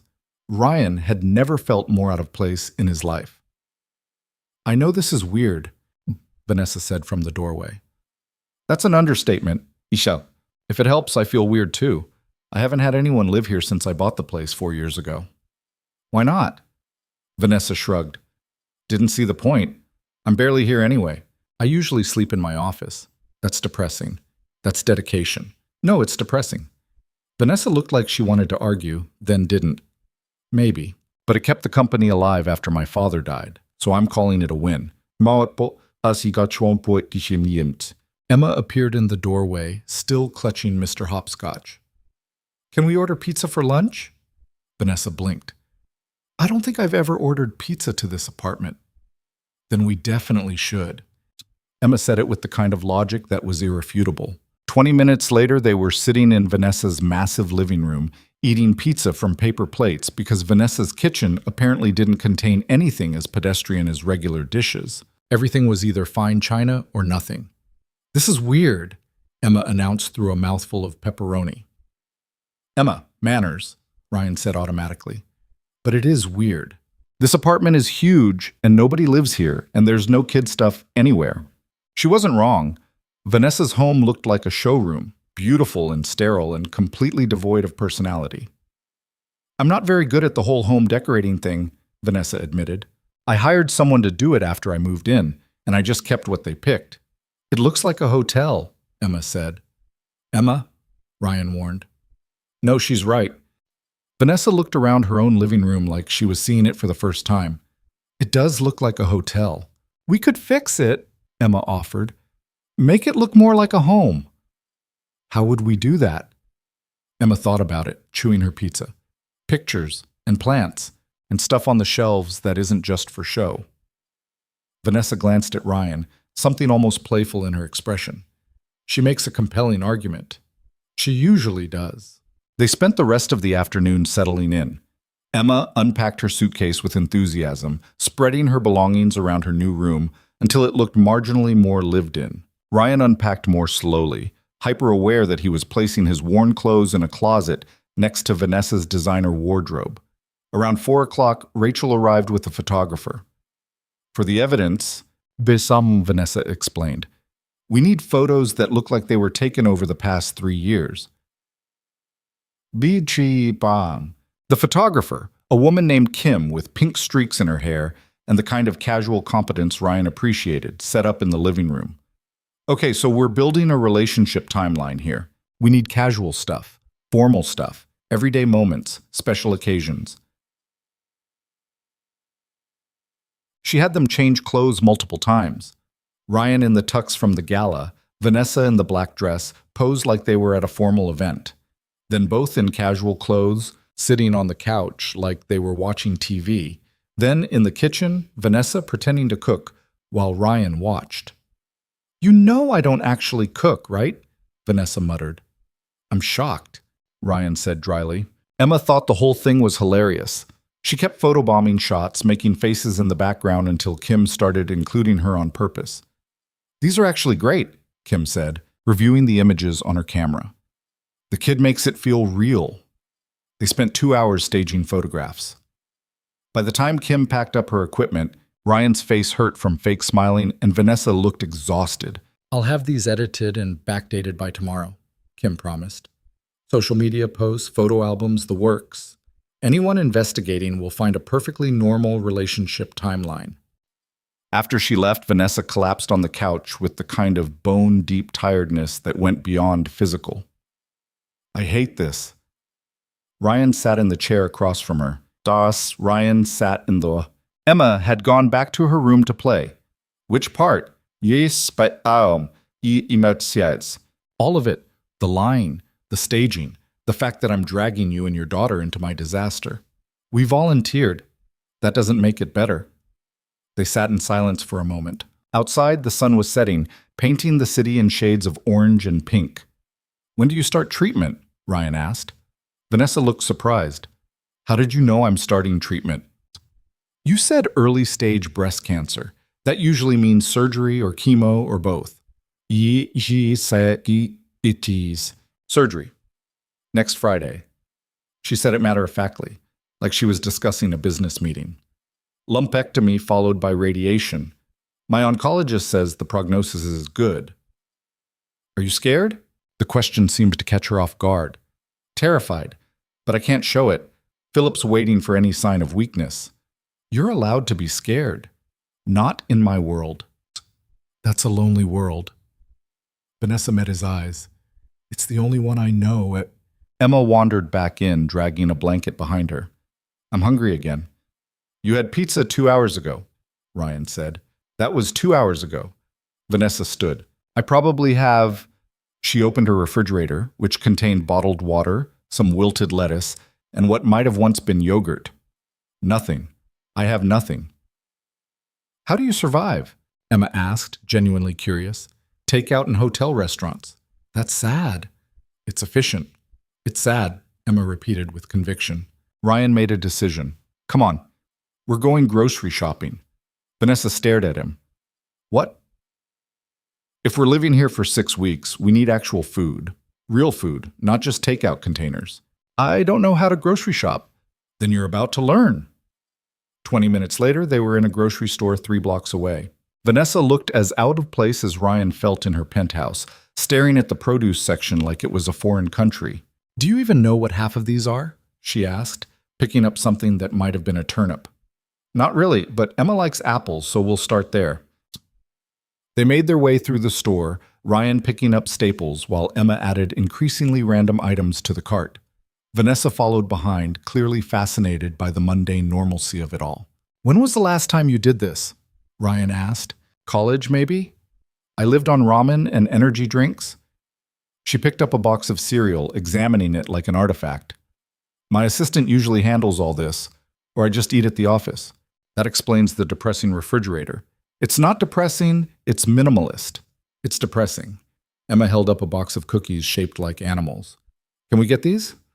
Vanessa looked at Ryan, clearly unsure of the protocol. He nodded, and Emma added them to the cart with a triumphant grin. At checkout, Vanessa pulled out a credit card. The cashier didn't even blink at the name on it, just ran it through and handed over the receipt. They loaded the bags into a taxi. Vanessa had insisted they couldn't walk 3 blocks carrying groceries, which Ryan found both hilarious and sad, and headed back to the penthouse. In the kitchen, Ryan started unpacking while Vanessa watched with apparent fascination. You actually know where things go.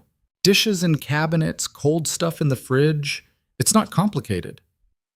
It feels complicated. Emma climbed onto one of the bar stools. You really never cook? Never. What about breakfast? Coffee from the machine. That's not breakfast. It's caffeine. That counts. Ryan shook his head. Tomorrow morning, I'm making actual breakfast. Eggs, toast, the works. I don't think I have pans. We'll find out. He did find pans, eventually, tucked away in a cabinet that looked like it had never been opened. They were pristine, probably came with the apartment, completely unused. That night, Ryan made pasta with jarred sauce because Vanessa's spice cabinet consisted of salt and something that might have been oregano in a previous life. Emma declared it the best dinner ever, which was objectively untrue but appreciated anyway. After dinner, after Emma's bath and bedtime routine in a bathroom larger than their old living room, Ryan found Vanessa on the balcony. She was wrapped in a cashmere shawl, staring out at the city lights.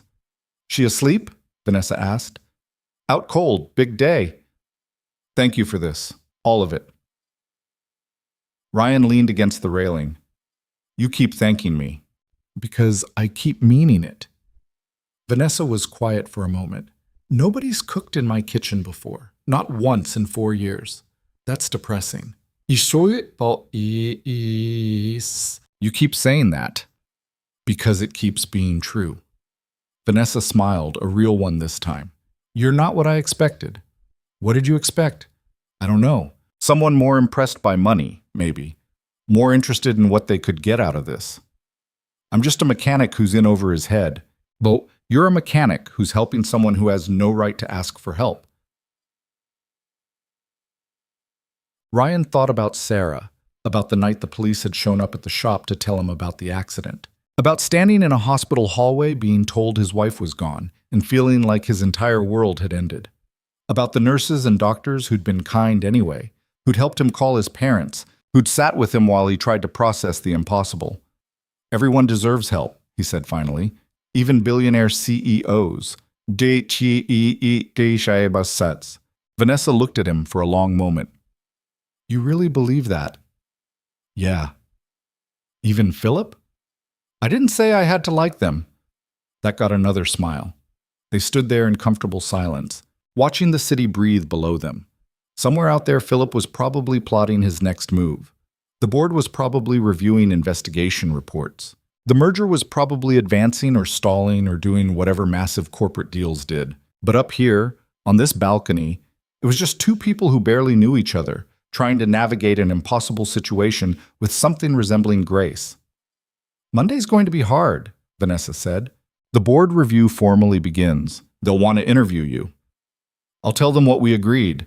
We met 3 years ago, fell in love, got married quietly.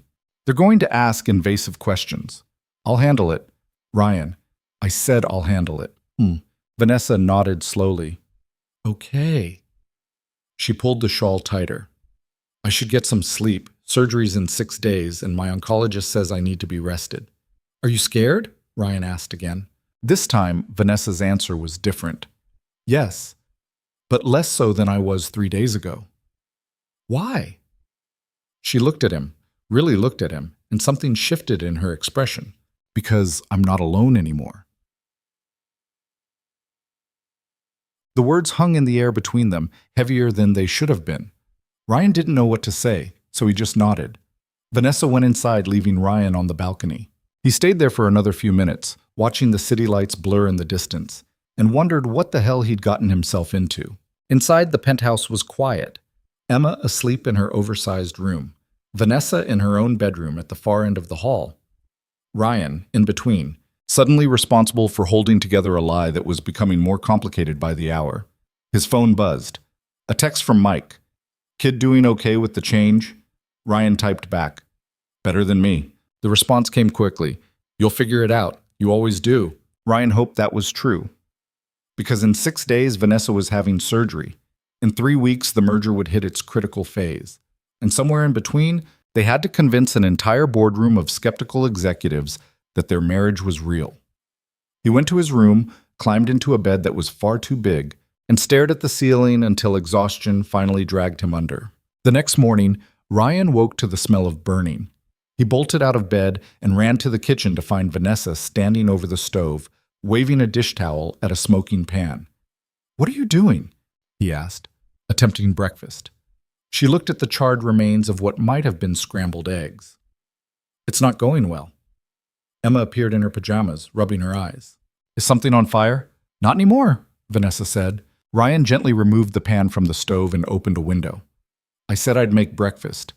I wanted to try. Why? Vanessa looked embarrassed. Because you said you would. And I thought, I thought I should at least attempt to be a functional adult in my own kitchen. Ryan examined the remains of the eggs. How did you manage to burn them this badly? I got distracted by an email. You were cooking and checking email? Multitasking. Yeah. That's not multitasking. That's a fire hazard. Emma climbed onto her stool. Can we have the animal cookies for breakfast? No, Ryan and Vanessa said simultaneously, then looked at each other.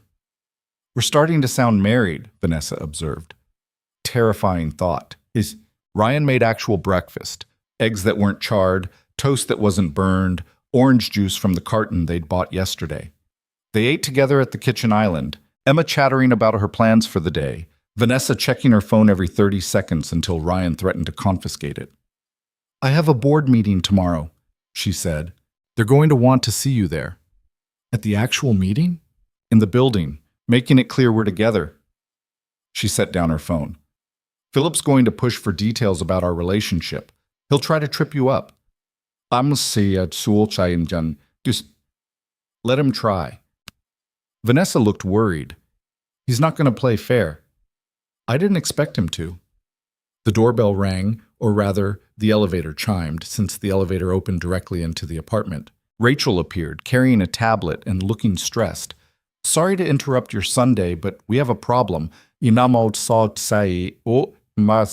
Vanessa stood immediately. What kind of problem?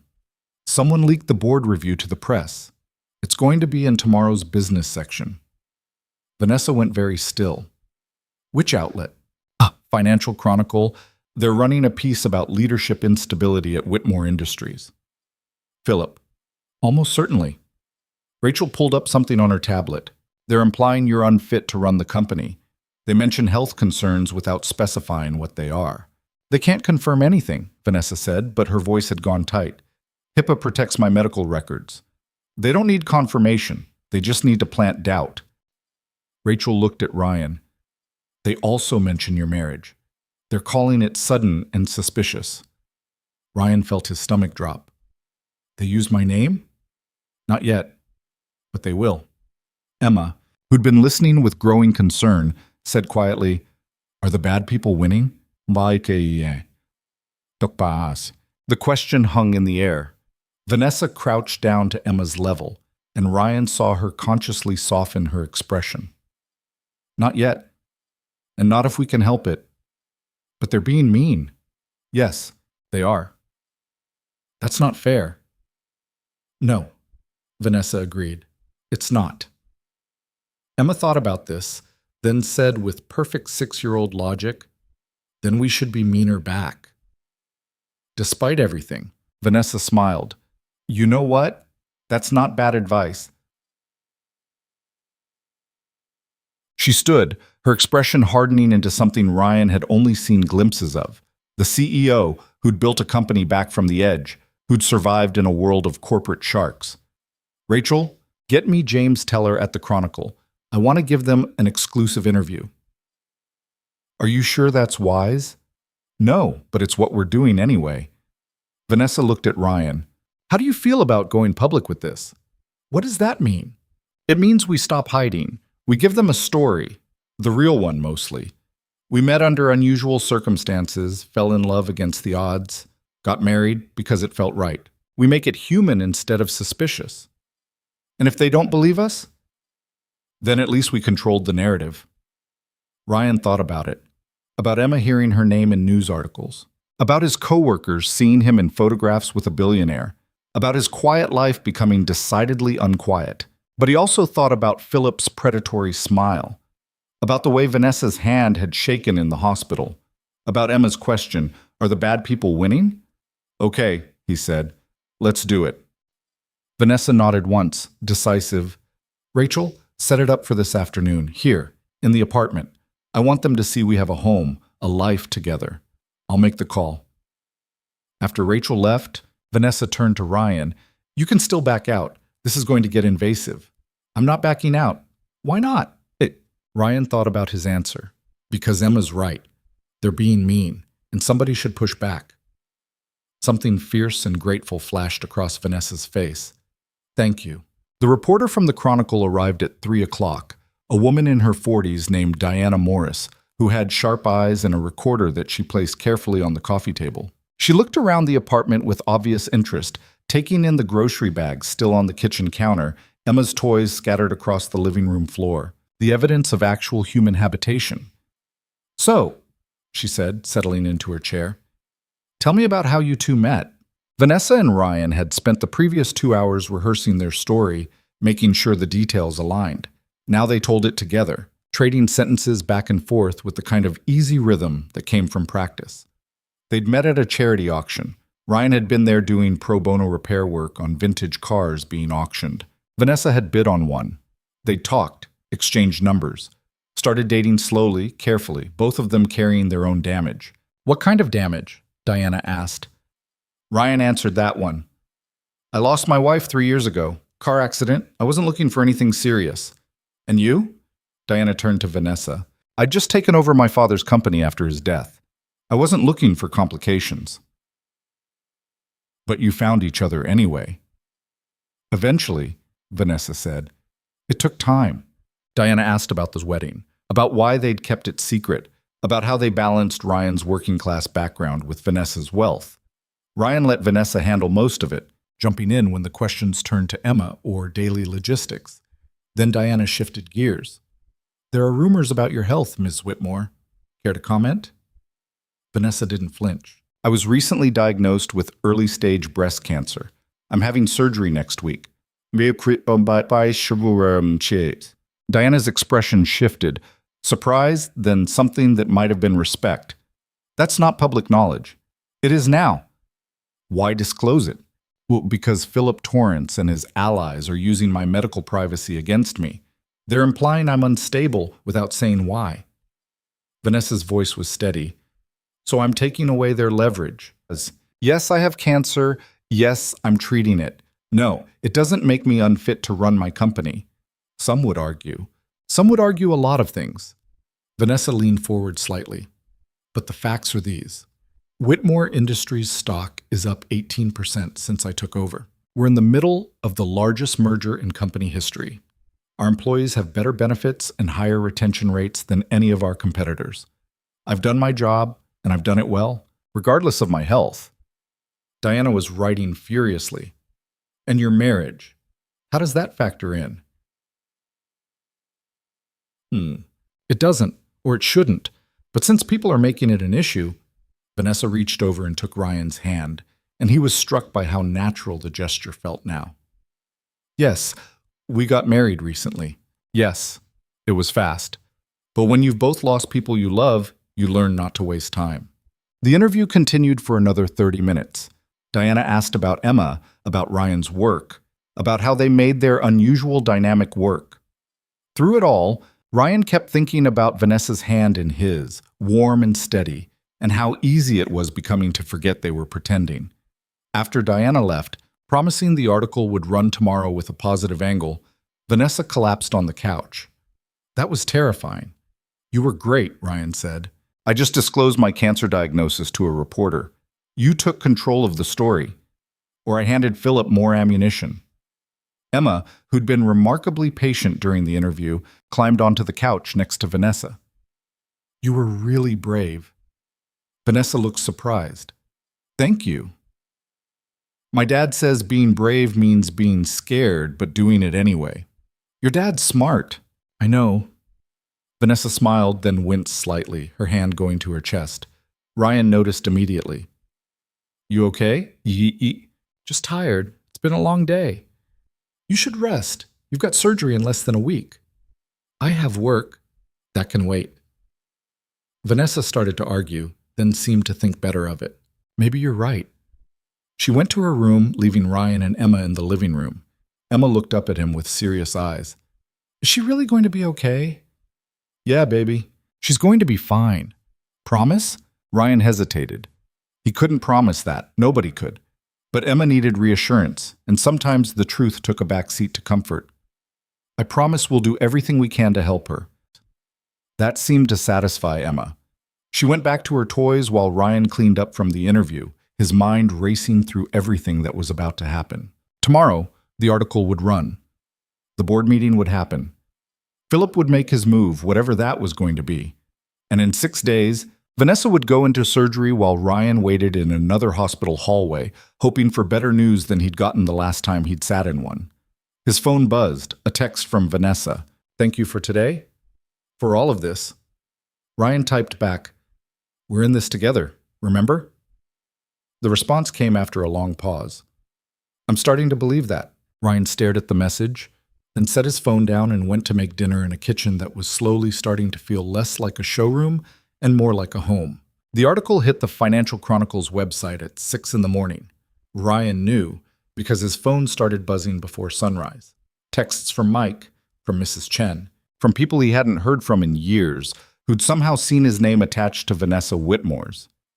He sat at the kitchen island in the pre-dawn darkness, reading Diana Morris's piece on his phone while coffee brewed in Vanessa's complicated machine that had taken him 15 minutes to figure out yesterday. The headline read, Whitmore CEO opens up about cancer diagnosis, secret marriage, and fighting for her company's future. Diana had done exactly what Vanessa hoped. She'd made them human. The article talked about Ryan's background, about losing Sarah, about how he and Vanessa had found each other in the aftermath of their respective losses. It mentioned Emma, described the penthouse as surprisingly lived in for a billionaire's residence, and painted their relationship as genuine rather than suspicious. But it also didn't pull punches about the board review. Diana had gotten quotes from unnamed sources, almost certainly Philip's allies, questioning whether Vanessa's health issues made her unfit to lead through a complex merger. The article presented both sides, which was fair, but Ryan could already see how Philip would spin it. It's not terrible, Vanessa's voice said from behind him. Ryan turned. She was wearing a silk robe, her hair down, looking more vulnerable than he'd seen her. You read it? About 5 times. She poured herself coffee, her hands not quite steady. The cancer disclosure is going to be everywhere by noon. Is that bad? I don't know yet. Vanessa leaned against the counter, staring into her cup. Either it humanizes me and people rally behind me, or it confirms Philip's narrative that I'm too unstable to lead. You're not unstable. Tell that to the board. She took a sip of coffee, then set it down like it tasted wrong. The meeting's at 10. We need to leave by 9:30. I'm coming with you? Rachel thinks it sends the right message. The supportive husband standing by his wife. Vanessa's expression was complicated. But you don't have to. This isn't what you signed up for. Ryan thought about that. She was right. When he'd agreed to this arrangement, he'd imagined a few public appearances, some staged photos, nothing more. He hadn't expected to become part of a very public corporate battle. Hadn't expected his name in newspapers. Hadn't expected any of this to feel real. I'll be there, he said. Vanessa studied him. Why? Because you shouldn't have to walk into that room alone. Something shifted in her expression, gratitude mixed with something else Ryan couldn't quite identify. Thank you. Emma appeared in her pajamas, Mr. Hopscotch dragging behind her. Why is everyone awake so early? Big day, Vanessa said. Important meeting. The one with the bad people? That's the one. Emma climbed onto her stool and accepted the cereal Ryan poured for her. You should tell them they're being mean, and they should stop. If only board meetings worked that way, Vanessa said, but she was smiling slightly. They should. Emma spoke with the absolute certainty of someone who'd never encountered corporate politics. Being mean is wrong. My teacher says so. Your teacher is right. Rachel arrived at 9 with a garment bag for Ryan, another suit, perfectly tailored, because apparently Vanessa's assistant thought of everything. She also brought a folder thick with documents. Talking points, Rachel explained, handing the folder to Vanessa. Legal reviewed everything. If Philip brings up your health, you stick to what you told Diana. Early stage, treatable, not affecting your ability to lead. And if he brings up Ryan, then Ryan's here in person, which answers that question. Rachel glanced at him. They might ask you to wait outside during the actual meeting. Board members only. That's fine, Ryan said. He had no desire to sit through a corporate board meeting anyway. Mrs. Chen arrived at 9:15 to watch Emma. She gave Ryan a long look that suggested she'd read the article and had thoughts, but she kept them to herself. Emma hugged both Ryan and Vanessa goodbye, making Vanessa promise to tell the bad people to stop being mean.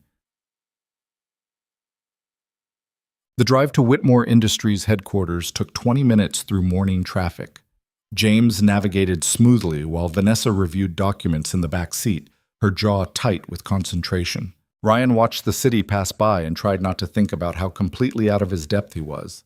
The building was glass and steel, 40 stories of corporate ambition with the Whitmore logo prominently displayed. James dropped them at the executive entrance where Rachel was waiting. Press is already gathering out front, she warned. They're going to want statements. Later, Vanessa said, after the meeting. They took a private elevator to the 38th floor. The executive suite was exactly what Ryan expected. Expensive furniture, abstract art, floor-to-ceiling windows overlooking the bay. Several people were already there, assistants and junior executives, all of whom stared at Ryan with barely concealed curiosity. Vanessa introduced him to a few key people. Names Ryan immediately forgot, faces that blurred together. Everyone was professionally polite, but he could feel the assessment happening. The silent questions about who he was and whether their marriage was real. At 9:55, the board members started arriving. Catherine Bordeaux came first, air-kissing Vanessa with the same fake warmth from the gala. Dr. Helen Marks appeared next, giving Ryan a genuine smile and Vanessa an encouraging squeeze on the shoulder. Then Philip Torrance walked in. He looked exactly as predatory as Ryan remembered. Expensive suit perfectly pressed, smile that didn't reach his eyes. He went straight to Vanessa. Vanessa, quite the article this morning. Diana's a good journalist. She tells the truth. Does she? Philip's gaze slid to Ryan. Ryan, didn't expect to see you here. Vanessa wanted me here. How supportive. Philip's tone made it clear what he thought of that. Though I have to say, this whole situation seems remarkably convenient. Cancer diagnosis, sudden husband appearing from nowhere, right when the board's questioning your fitness to lead. Are you implying something? Vanessa's voice had gone cold. Just noting the timing. Dr. Marks stepped between them smoothly. Philip, unless you're questioning the validity of a medical diagnosis, I suggest you focus on the actual business at hand. Philip smiled. Of course. Just making conversation. He walked away to join another cluster of board members. Vanessa's hands were clenched into fists. Breathe, Ryan said quietly. I want to punch him. I know, but you can't. Unfortunate. At 10 o'clock exactly, Rachel appeared. They're ready for you, Ms. Whitmore. Vanessa turned to Ryan. The meeting usually runs 2 hours. There's a waiting area down the hall, coffee, Wi-Fi, relatively comfortable chairs. I'll be fine. She hesitated, then did something unexpected. She reached up and straightened his tie, the gesture oddly intimate. Thank you for being here. Go save your company, Petit. Vanessa smiled briefly, then followed the board members into the conference room. The door closed behind them with a decisive click. Ryan found the waiting area Rachel had mentioned. It was exactly as described. Comfortable chairs, decent coffee, large windows overlooking the city. He was the only one there except for an assistant who was frantically typing on her laptop and ignoring him completely. He checked his phone. Text from Mike. Saw the article. You okay? Ryan typed back, define okay. The response came quickly. Fair point. Call if you need anything. Text from Mrs. Chen. Emma's watching cartoons and eating too many cookies. Don't tell her I said that. Ryan smiled and sent back a thumbs up. Then a text from an unknown number. This is Diana Morris from the Chronicle.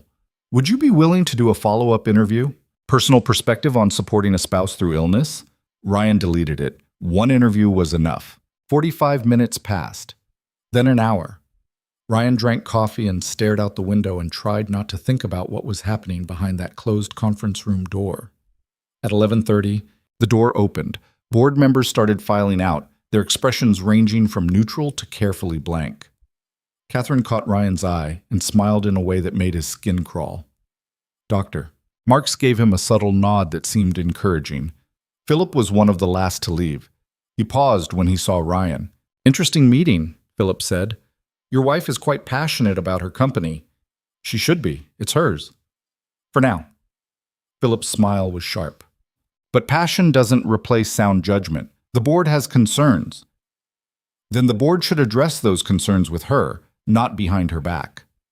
Mam techiram ashiki. Oh, we did. Very directly. Philip straightened his cuffs. Tell me, Ryan, what exactly do you get out of this arrangement? A mechanic married to a billionaire. Must be quite the lifestyle upgrade. Ryan stood, meeting Philip's eyes. I get to help someone who needs it. That's enough. How noble. Philip's tone made it clear he didn't believe a word. But everyone has a price. I wonder what yours is. Considerably higher than what you're offering. Something flickered in Philip's expression. Surprise, maybe, that Ryan had pushed back. We'll see. He walked away, leaving Ryan alone in the waiting area. A few minutes later, Vanessa emerged. She looked exhausted, her professional mask showing cracks. Let's go, she said quietly. They didn't speak in the elevator or in the car. James drove them away from the building while Vanessa stared out the window, her jaw tight. Finally, Ryan asked, How bad? They're calling for a vote of no confidence. Next board meeting 2 weeks from now. If it passes, I'm out as CEO. Ryan felt his stomach drop. Can they do that? They can try. Whether they have the votes is another question. Vanessa's hands were clenched in her lap. Philip's convinced 4 board members to support him. I have 3 solid votes, including Helen. The other 2 are undecided. So it comes down to 2 people. Yes. What would convince them? Vanessa laughed bitterly. A miracle. Or the merger going through without any complications, proving I can handle the pressure. She rubbed her eyes. Surgery's in 3 days. Rubbed her. Philip made it very clear he thinks I should step down temporarily to focus on my health. Very reasonable suggestion. Very concerned for my well-being. He's trying to push you out. He's been trying to push me out since the day my father died and left the company to me instead of the board. Vanessa's voice was raw with frustration. He thinks I'm too young, too female, too everything. And now he has the perfect excuse. My health. They pulled up in front of the penthouse. James opened the door, and they rode the elevator up in silence. Inside, Mrs. Chen was in the kitchen with Emma, apparently teaching her how to make cookies. Emma was covered in flour and beaming. "We're making chocolate chip," she announced. "I can see that," Vanessa said, and Ryan heard her consciously soften her tone, pushing down the stress from the meeting. "Mrs. Chen says you need a cookie jar. Every home needs a cookie jar." She's probably right. Emma ran over and hugged Vanessa, leaving flour handprints on her expensive suit. Vanessa stiffened for just a second, then relaxed into it. "Thank you for the hug. I needed that." "Bad meeting?" "Very bad meeting." "Well, did you tell them they were being mean?" "In professional language, yes." "Good." Emma seemed satisfied with this answer and ran back to the cookies. Mrs. Chen gave Ryan a meaningful look. "Emma told me about Vanessa being sick. I hope everything's going to be okay." "We're working on it," Ryan said. After Mrs. Chen left, after the cookies were done and Emma was thoroughly sugar-crashed on the couch, watching cartoons, Ryan found Vanessa in her home office. She was staring at her computer screen without really seeing it. "You should rest," he said from the doorway. "I have emails. They can wait. The merger can't. If we miss deadlines, Vanessa." Ryan walked into the office. "You have surgery in 3 days. You're allowed to take a breath." "Eat. I don't have time to breathe. Philip's circling, the board's questioning my competency, and if this merger falls apart, everything my father built gets destroyed." Her voice cracked slightly. "So no, I can't rest." Ryan pulled up a chair and sat across from her. "What would your father say if he could see you right now?" Vanessa looked startled by the question. "What? Your father? The one who built this company? What would he say?" She was quiet for a long moment. "He'd tell me to stop working myself to death. He'd say the company doesn't matter if I destroy myself saving it." "But me disit dit. Her eyes were bright. "And then he'd tell me to prove Philip wrong by succeeding anyway." Sounds like good advice. He died of a heart attack in his office at 2 in the morning. 63 years old, working on a deal that probably could have waited until morning. Vanessa's laugh was hollow. "So forgive me if I take his work-life balance advice with a grain of salt." Ryan thought about his own father, who'd worked construction for 40 years and retired with a bad back and modest savings, but had never missed one of Ryan's baseball games. Different worlds, different choices. "You're not going to be any good to your company if you collapse before the vote," Ryan said finally. "So here's what's going to happen. You're going to close the laptop, you're going to eat dinner, and you're going to get a full night's sleep. Tomorrow, you can go back to fighting Philip." "You're very bossy for a fake husband." "Someone has to be, Taktan." Vanessa stared at him, and Ryan couldn't read her expression. Then, slowly, she closed her laptop. "Fine, but I'm ordering dinner. I'm not in the mood to cook." "You're never in the mood to cook." Fair point." They ordered Thai food and ate it in the living room while Emma built elaborate structures with blocks and narrated the entire process. Vanessa asked questions about the block city, genuinely interested, and Emma explained her architectural vision with complete seriousness. "This is the hospital," Emma said, pointing to a tall tower, "where people go when they're sick and the doctors make them better." "That's a good hospital," Vanessa said quietly. "And this is the house where families live, see? It has a big kitchen for making cookies." Ryan watched Vanessa watching Emma, saw something shift in her expression, a longing so raw it was almost painful to witness. He wondered when was the last time Vanessa had let herself want something that wasn't work-related. When was the last time she'd imagined a life that included cookies and block cities and sticky-handed 6-year-olds? After Emma went to bed, Ryan and Vanessa ended up on the balcony again. It was becoming their spot, this small outdoor space where the city stretched out below them like a carpet of lights. "I'm scared," Vanessa said abruptly. "Of the surgery?" "Of all of it. Surgery, the vote, losing the company, losing—" She stopped. "Losing what?" He said. Vanessa looked at him. "This, whatever this is. You and Emma being here, coming home to people instead of an empty apartment. It's only been a week, and I'm already dreading going back to how things were before." Ryan's chest tightened. "The arrangement was 6 weeks." "I know. And then we go back to our separate lives." "I know." Vanessa's voice was barely above a whisper. "I know that's what we agreed. I just didn't expect it to feel like this. That. Ryan didn't know what to say, because he understood exactly what she meant. The past week had been strange and stressful and completely surreal, but it had also been something else, companionable, easy in ways Ryan hadn't expected. Emma adored Vanessa, which shouldn't have been surprising, but somehow was. And Vanessa had started to relax around them, letting her guard down in small increments. "We don't have to figure it all out tonight," Ryan said finally. "Let's just get through surgery, then the vote, then we'll see where we are." Vanessa nodded. "Okay." The next 2 days passed in a blur of preparation. Rachel coordinated everything: medical appointments, work handoffs, contingency plans for if Vanessa needed extended recovery time. Doctor Marks called to check in, offering both medical advice and moral support. Even Catherine sent flowers with a card that said, "Wishing you strength," which Ryan assumed was sincere, but Vanessa read as a political calculation. Philip sent nothing, which was somehow more telling. The night before surgery, Vanessa was too anxious to sleep. Ryan found her at 2 a.m. in her office, pretending to work, but really just staring at the screen. "Come on," he said. "I'm busy." "No, you're not." Ryan gently closed her laptop. "You're spiraling." "I don't spiral. Everyone spirals. You're just better at hiding it." He held out his hand. "Come on." Vanessa let him pull her up from the desk.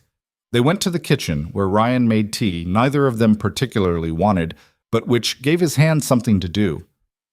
"What if something goes wrong?" Vanessa asked quietly. "The surgery? Your doctor said the prognosis is excellent." "That's not what I mean." She wrapped her hands around her mug. "What if they remove me as CEO while I'm recovering? What if Philip moves the vote up, calls an emergency session when I can't defend myself? But can he do that? Probably not, but he'll try." Vanessa set down her tea untouched. "I keep thinking about my father, about how hard he worked to build this company, about how he trusted me to protect it, and I'm about to lose it because I got sick at exactly the wrong time." "You're not losing anything yet." "But I might. And Philip will dismantle everything. Sell off the parts he doesn't want, gut the employee benefits my father fought for. Turn it into just another corporate acquisition target." Her voice was shaking. 20 years of my father's work, destroyed because his daughter couldn't stay healthy enough to fight. Ryan moved around the island and took her hands. They were ice cold. "Listen to me. Your father left you the company because he believed in you, not because he thought you'd never face challenges, not because he thought you'd be perfect, but because he knew you'd fight for what matters." "How do you know what my father thought?" "Because I'm a father, and if something happened to me, I'd want Emma to know she's strong enough to handle whatever comes. That's what parents do. We believe in our kids, even when they don't believe in themselves." Vanessa's eyes were bright with unshed tears. "I barely remember the last conversation I had with him. He called from the office, said he'd be home late, told me to handle some merger detail. I was annoyed because it was the third night that week he'd worked late. I didn't even say I loved him back." Her voice broke. "And then he died, and I never got the chance. He knew." You can't know that, you." "Yes, I can. Because you don't build a company and leave it to someone unless you know they understand what it means. He knew you loved him, and he knew you'd fight for his legacy." A tear slipped down Vanessa's cheek, then another. She wiped them away impatiently. "I don't cry. Everyone cries. I don't. It's weak. It's human." Vanessa let out a shaky breath, and suddenly she was crying for real. The kind of crying that had been building for years, held back by sheer force of will. Ryan pulled her into a hug, and she collapsed against him, her shoulders shaking. They stood there in the kitchen while Vanessa cried herself out. 3 years of grief and stress and fear, finally finding release. Ryan just held her, one hand stroking her hair, murmuring nonsense comfort the way he did when Emma had nightmares. Eventually, the crying slowed. Vanessa pulled back, wiping her face with her sleeves. "I'm sorry." "Don't be. I got your shirt wet." "I have others." She laughed wetly. "You're very calm about emotionally unstable billionaires falling apart in your arms. I've had practice with emotionally unstable 6-year-olds, similar skill set." That got a real laugh. Vanessa looked at him, her eyes red-rimmed but clearer than they'd been in days. Thank you. For this. For everything. You keep saying that. Because I keep meaning it. They stood there in the kitchen, closer than they'd been before, and Ryan felt something shift between them. Something that went beyond their arrangement, beyond the lies they were telling everyone else. I should try to sleep, Vanessa said quietly, but she didn't move. Yeah. Ryan? Yeah. When this is over, when the 6 weeks are up and the merger's done and we're supposed to go back to our separate lives. She stopped, seeming to struggle with the words. What if I don't want you to go? Ryan's heart hammered against his ribs. Vanessa, I know that's not what we agreed. I know you have your own life. And Emma, and this whole situation is insane. She looked down. I needed to say it out loud, before surgery, in case something goes wrong. But Sin, nothing's going to go wrong. You can't promise that. No, but I can be there when you wake up. Vanessa met his eyes. Promise? Promise. She nodded slowly, then stepped back, putting distance between them again. Good night, Ryan. Good night. Ryan watched her walk down the hall to her bedroom, then stood alone in the kitchen trying to process what had just happened. Emma's voice echoed in his head from that first conversation. Is she nice? Yeah, Ryan thought. She was nice. She was also brilliant and fierce and terrified and trying so hard to hold everything together. And somewhere in the past week, Ryan had stopped just playing a part. He was in serious trouble. The morning of surgery arrived too quickly. Emma had stayed up late making a get well card covered in stickers and drawings of flowers. So Vanessa knows we're thinking about her, she'd explained seriously. They left for the hospital at 6, James driving them through pre-dawn streets. Vanessa was quiet, clutching Emma's card like a lifeline. Emma chattered nervously about nothing, filling the silence. St. Catherine's looked different in early morning light, less intimidating, more tired. They checked in at the surgical wing, and a nurse led Vanessa back to prep. Family can come back for a few minutes, the nurse said. Ryan and Emma followed her through swinging doors into a pre-op area where Vanessa was already changing into a hospital gown. She looked young suddenly, vulnerable in a way her expensive suits never allowed. Emma ran up and hugged her carefully. You're going to be okay. I know. The doctors are going to make you better. That's the plan. And then you're coming home and we're going to make more cookies. Vanessa smiled, her first real smile all morning. That sounds perfect, he sighed. A doctor came in to review the procedure one final time. Ryan half listened, his attention on Vanessa's face, watching her carefully maintain composure. They'd remove the tumor, check the surrounding tissue, probably take about 3 hours. Recovery would be straightforward. She'd be home in 2 days. Routine. Except nothing about this felt routine. Time to head to the OR, a nurse said gently. Emma hugged Vanessa again. See you soon. See you soon, sweetheart. Then it was Ryan's turn. He stepped close, and Vanessa grabbed his hand. Thank you for being here, she whispered. Where else would I be? Living your normal life. Not sitting in a hospital waiting room for someone you barely know. I know you, Ryan said. Maybe not for long, but I know you. Vanessa's eyes were bright. Ryan, about last night, what I said, we'll talk about it later. After you wake up and the surgery's done and you're okay. Promise? Promise me. She squeezed his hand once, hard, then let go. They wheeled her away, and Ryan watched until she disappeared through the surgical wing doors. Emma slipped her hand into his. She's going to be okay. Right, Daddy? Ryan looked down at his daughter's worried face and thought about all the promises he'd made in the past week. Promises to Vanessa, to Emma, to himself. Promises that he wasn't sure he could keep but was going to try anyway. Yeah, baby, he said. She's going to be okay. They found seats in the surgical waiting area. Emma pulled out a coloring book. Ryan pulled out his phone, then put it away because he couldn't focus on anything. 3 hours, the doctor had said. 3 hours of waiting while they removed cancer from Vanessa's body, and Ryan sat in another hospital hallway, hoping for better news than last time. He thought about Vanessa's question from last night. What if I don't want you to go? He thought about his own life, his apartment, his job, his carefully constructed routine designed to keep Emma safe and stable after losing Sarah.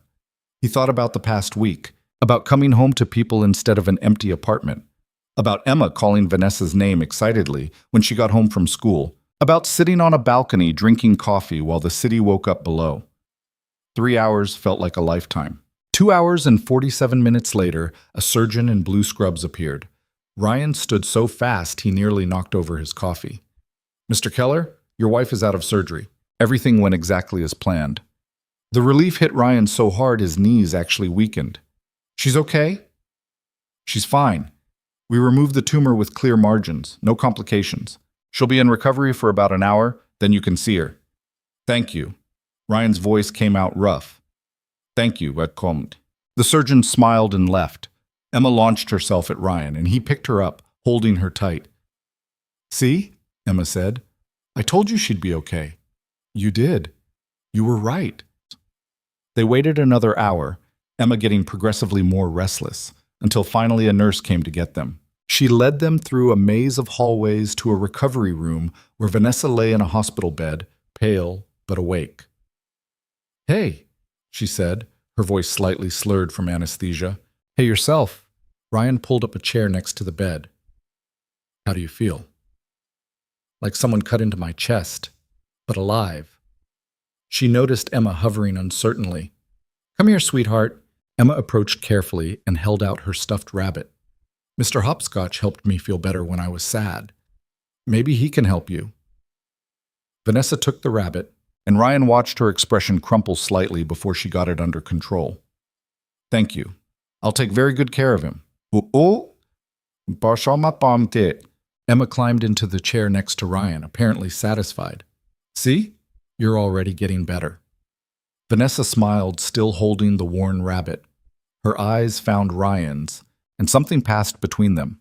Understanding, gratitude, something deeper that neither of them had words for yet. "You were here," she said softly. "You promised you'd be here when I woke up." I keep my promises. I'm starting to believe that too. Peace." Recovery was harder than Vanessa expected and easier than Ryan feared. They brought her home 2 days after surgery, and she immediately tried to work from her laptop until Ryan physically removed it from her hands. "Doctor's ordered," he said. 2 weeks of rest." "I don't have 2 weeks. The board vote is in 12 days. "Then you have 12 days to heal so you can fight properly." And Vanessa glared at him, but she was too exhausted to argue. The surgery had taken more out of her than she'd admitted, and the pain medication made her foggy and irritable. She slept most of those first 3 days, waking only to eat the soup Ryan made and accept get-well cards Emma had been mass-producing at an alarming rate. On the 4th day, Vanessa woke up clearer-headed and found Ryan in the kitchen making breakfast. Emma was at school, and the apartment was quiet in a way it rarely was anymore. "You're up?" Ryan said, looking up from the stove. "I got tired of sleeping." Vanessa moved carefully to one of the bar stools, favoring her left side. "What are you making?" "Eggs, toast, normal breakfast food that actual humans eat, as opposed to coffee and spite?" "Exactly, dumb." Vanessa accepted the plate he slid across to her. They ate in comfortable silence for a few minutes before she said, "Rachel called yesterday while I was asleep. Philip's been busy." Ryan set down his fork. "How busy?" "He's been meeting with the undecided board members, taking them to expensive dinners, promising them positions if they vote to remove me." Vanessa pushed eggs around her plate without eating them. "And he's been talking to Apex, telling them the merger might not go through because of leadership instability." "Can he do that?" "He just did." Vanessa's jaw was tight. If Apex gets nervous and pulls out, the merger dies. The stock drops. The board panics. And Philip gets everything he wants. Seconds. So we don't let Apex get nervous. How? Ryan thought about it. You call them directly. Tell them exactly what you told Diana Morris. You have cancer, you're treating it, and it's not affecting your ability to close this deal. They might see that as weakness. Or they might see it as honesty, which is in pretty short supply in your world. Ryan met her eyes. You can't win by playing Philip's game. You're not ruthless enough. Vanessa looked almost offended. I'm plenty ruthless. No, you're determined. That's different. Philip would burn down the entire company if it meant winning. You actually care about the people who work there. And that makes me weak. It makes you human. Ryan stood and started clearing plates, which is exactly what you need to be right now. Not a perfect CEO who never gets sick, just a person who's fighting for something that matters. Vanessa was quiet for a long moment. Then she said, "Call Rachel. Tell her to set up a meeting with Apex, in person. I want them to see I'm not dying in a hospital bed." "Are you sure you're up for that?" "I have to be." The meeting with Apex happened 3 days later in a conference room at Whitmore Industries. Vanessa insisted on wearing a suit despite Ryan's protest that she was barely a week post-surgery. She was pale and moving carefully, but she was also absolutely determined. Ryan went with her. Vanessa had asked him to, and he understood why. She needed the visual of the supportive husband, proof that she wasn't facing this alone. The Apex executives were two men in their 50s who looked skeptical from the moment they walked in. Philip was there too, because of course he was, sitting at the end of the table with a smile that suggested he already knew how this would play out. Vanessa didn't waste time on pleasantries. "I know Philip's been telling you I'm not capable of closing this merger. I'm here to tell you he's wrong." The older of the two Apex executives, a man named Thomas Chen, leaned back in his chair. "Ms. Whitmore, we're not questioning your capabilities. We're questioning your availability. You just had major surgery, minor surgery, to remove a small tumor. I'm recovering ahead of schedule. But recovery takes time, and this merger has very specific deadlines, which I'm fully prepared to meet." Vanessa pulled out a folder and slid it across the table. "This is the complete timeline for the next 6 weeks. Every milestone, every deliverable, every signature needed to close the deal. You'll note that not a single deadline has been missed, and I've already completed the legal review that was scheduled for next week." Thomas picked up the folder, scanning through it. His expression shifted slightly. Surprise, maybe, or reassessment. Philip leaned forward. "With all due respect, Vanessa, completing paperwork from a hospital bed isn't the same as leading a company through a complex acquisition." "See, you're right," Vanessa said calmly, "which is why I've delegated appropriately. My CFO is handling the financial integration. My legal team is managing the regulatory approvals, and I'm overseeing the strategic vision, which is exactly what a CEO should be doing." "But if something goes wrong," the second Apex executive started. "The second Apex. Then I handle it, the same way I've handled every crisis since taking over this company 3 years ago." Vanessa's voice was steady. "Gentlemen, I'm not going to pretend I'm not dealing with a health issue. I am. But I'm also not going to pretend that makes me incapable of doing my job. Those are two separate things." Thomas exchanged a glance with his colleague. "Philip mentioned there were concerns about your stability, given the stress of treatment." Ryan saw red. Before he could stop himself, he was speaking. "With all due respect, that's garbage." Everyone turned to look at him. Vanessa's eyes widened slightly. Ryan continued, his voice tight with controlled anger. "I watched my first wife die of injuries from a car accident.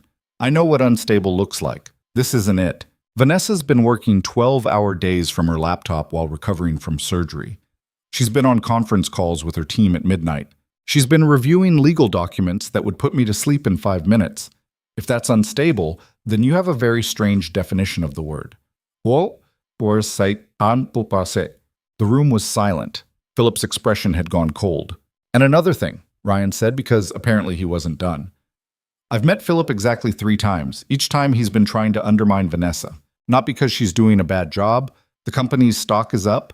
Employee retention is higher than it's been in a decade. And you're sitting here because she built a deal attractive enough to make you fly across the country. Philip's trying to remove her because she won't let him run the company into the ground for short-term profit." "Ryan," Vanessa said quietly, but she was almost smiling. Thomas was studying Ryan with renewed interest. "You're very defensive of your wife. That's generally what husbands do. Even when it might cost them business relationships? I'm a mechanic. I don't have business relationships to lose." Ryan met his gaze. "I'm just telling you what I see, and what I see is someone fighting to save her father's company while people like Philip try to destroy it." "But Philip stood abruptly. I don't have to listen to this. Then leave, Vanessa said calmly. But the Apex executives might want to hear the rest. Philip looked at Thomas, clearly expecting backup. Thomas just gestured to the empty chair. Actually, I'd like to hear what else Mr. Keller has to say. Philip sat back down, his expression murderous. Ryan hadn't planned to say anything else, but now that he'd started, he might as well finish. Look, I don't know anything about corporate mergers or quarterly earnings or whatever else you people talk about in these meetings. But I know Vanessa, and I know she's not going to let this deal fail. Not because of her ego, but because she actually cares about the 1,500 people who work for this company and depend on it staying successful. Touching, Philip said acidly. But sentiment doesn't close billion-dollar deals. No, Thomas said slowly. But commitment does. And I'm hearing a lot of commitment from Ms. Whitmore's side of the table. He looked at Vanessa. Walk me through the next 3 weeks. Exactly what needs to happen to keep us on schedule. Vanessa did, her voice steady and professional, laying out the entire strategy with the kind of detailed knowledge that made it clear she'd been living and breathing this merger for months. The Apex executives asked questions. She answered them. Philip tried to poke holes in her timeline. She shut him down with data. 40 minutes later, Thomas stood and extended his hand to Vanessa. I'm satisfied. We'll proceed as planned. Relief flashed across Vanessa's face before she controlled it. Thank you. Don't thank me. Just close the deal. Thomas nodded to Ryan. And thank your husband. That was quite the character reference. After the Apex executives left, Philip turned to Vanessa. That was a mistake. What was? Bringing him. Philip gestured dismissively at Ryan. This is a business negotiation, not a marriage counseling session. Actually, Vanessa said, standing carefully, it was exactly what I needed. Ryan reminded them that there's a human being behind the quarterly reports. Something you've forgotten? If you ever knew it in the first place. Philip's smile was thin. The board vote is in 9 days. You can have all the character references you want. You still don't have the votes. We'll see. After Philip left, Ryan helped Vanessa back to the car. She was moving even more carefully now, the meeting having taken its toll. You okay? He asked. I'm fine, just tired. She leaned back in the seat, closing her eyes. Thank you for defending me in there. I probably made it worse. You made it better. Thomas was ready to pull out until you reminded him I'm a person, not just a CEO with health problems. She opened her eyes, looking at him. Good. She opened her. You're getting good at this husband thing. Yeah, well, don't let it go to your head. Vanessa smiled, but it faded quickly. 9 days until the vote. Philip's right. I don't have the numbers. Then we change the numbers. How? Ryan thought about it. Who are the undecided board members? What? Martin Hayes and Jennifer Soto. Martin runs a venture capital firm. Jennifer's a former tech executive. Vanessa rubbed her eyes. Philip's been courting them hard. Expensive dinners, promises of influence. What do they actually want? What everyone wants. Power, money, security. No, Ryan said. What do they personally want? Not what Philip's offering, but what would actually matter to them. Vanessa considered. Martin's passionate about innovation. He's always pushing for more R&D investment. And Jennifer, she built her career on employee advocacy. She's big on workplace culture and benefits. So show them that's what you care about too.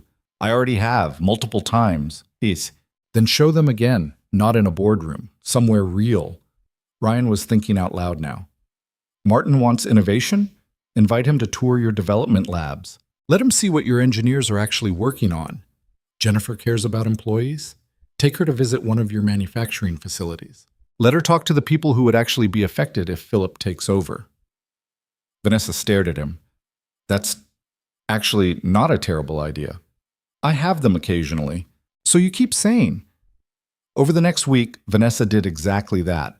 She invited Martin Hayes to visit Whitmore's R&D facility, where enthusiastic engineers showed him projects that wouldn't see commercial release for years, but represented the company's future. Ryan went along, mostly staying quiet, but he watched Martin's skepticism gradually transform into genuine interest. Jennifer Soto got a tour of the main manufacturing plant, where floor supervisors and line workers talked about the benefits package Vanessa had implemented, the safety improvements she'd mandated, the profit-sharing program that Philip had opposed. Jennifer asked pointed questions. The employees gave honest answers. Both visits ended without commitments, but Ryan saw the shift in how Martin and Jennifer looked at Vanessa. Not as a potentially unstable CEO, but as someone who actually understood what the company was and what it could become. 3 days before the vote, Vanessa had a follow-up appointment with her oncologist. The pathology report came back clear. They'd gotten all the cancer. No additional treatment needed beyond radiation therapy starting in 3 weeks. Vanessa cried in the car on the way home, the kind of relief tears that came from surviving something you'd been terrified wouldn't be survivable. Emma made a celebration dinner, which mostly meant she supervised while Ryan cooked and declared everything needed more sprinkles. They ate pasta with an alarming amount of Parmesan cheese and ice cream that Emma had indeed covered in sprinkles. To Vanessa being healthy, Emma declared, raising her juice box. To Vanessa being healthy, Ryan echoed, raising his water glass.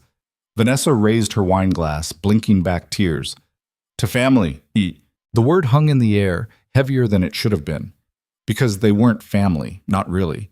They were 2 strangers and a 6-year-old playing pretend for the benefit of a corporate board, except it hadn't felt like pretend in weeks. That night, after Emma was asleep, Ryan and Vanessa ended up on the balcony again. It was becoming their ritual, this quiet time where they could drop the pretense and just be 2 people trying to figure out what they were doing. The vote's in 2 days, Vanessa said, and I still don't know which way it's going to go. You did everything you could. Did I? Maybe Philip's right. Maybe I should have stepped down, focused on recovery, let someone else handle the merger. Do you actually believe that? Vanessa was quiet for a moment. No, but I'm tired of fighting. I know, and I'm scared. Not of losing the company. Well, yes, of losing the company, but also of what happens after. She looked at him. Our agreement was 6 weeks. The vote's in 2 days. Even if I win, the merger closes in 3 weeks, which means our arrangement is almost over. Ryan's chest tightened. They'd been dancing around this conversation for days. Yeah. And then you and Emma go back to your apartment. I go back to my empty penthouse. We stage a quiet breakup, and everything returns to normal. That was the plan. I don't want that anymore.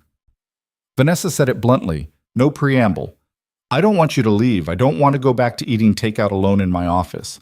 I don't want to wake up without hearing Emma singing in the shower off-key.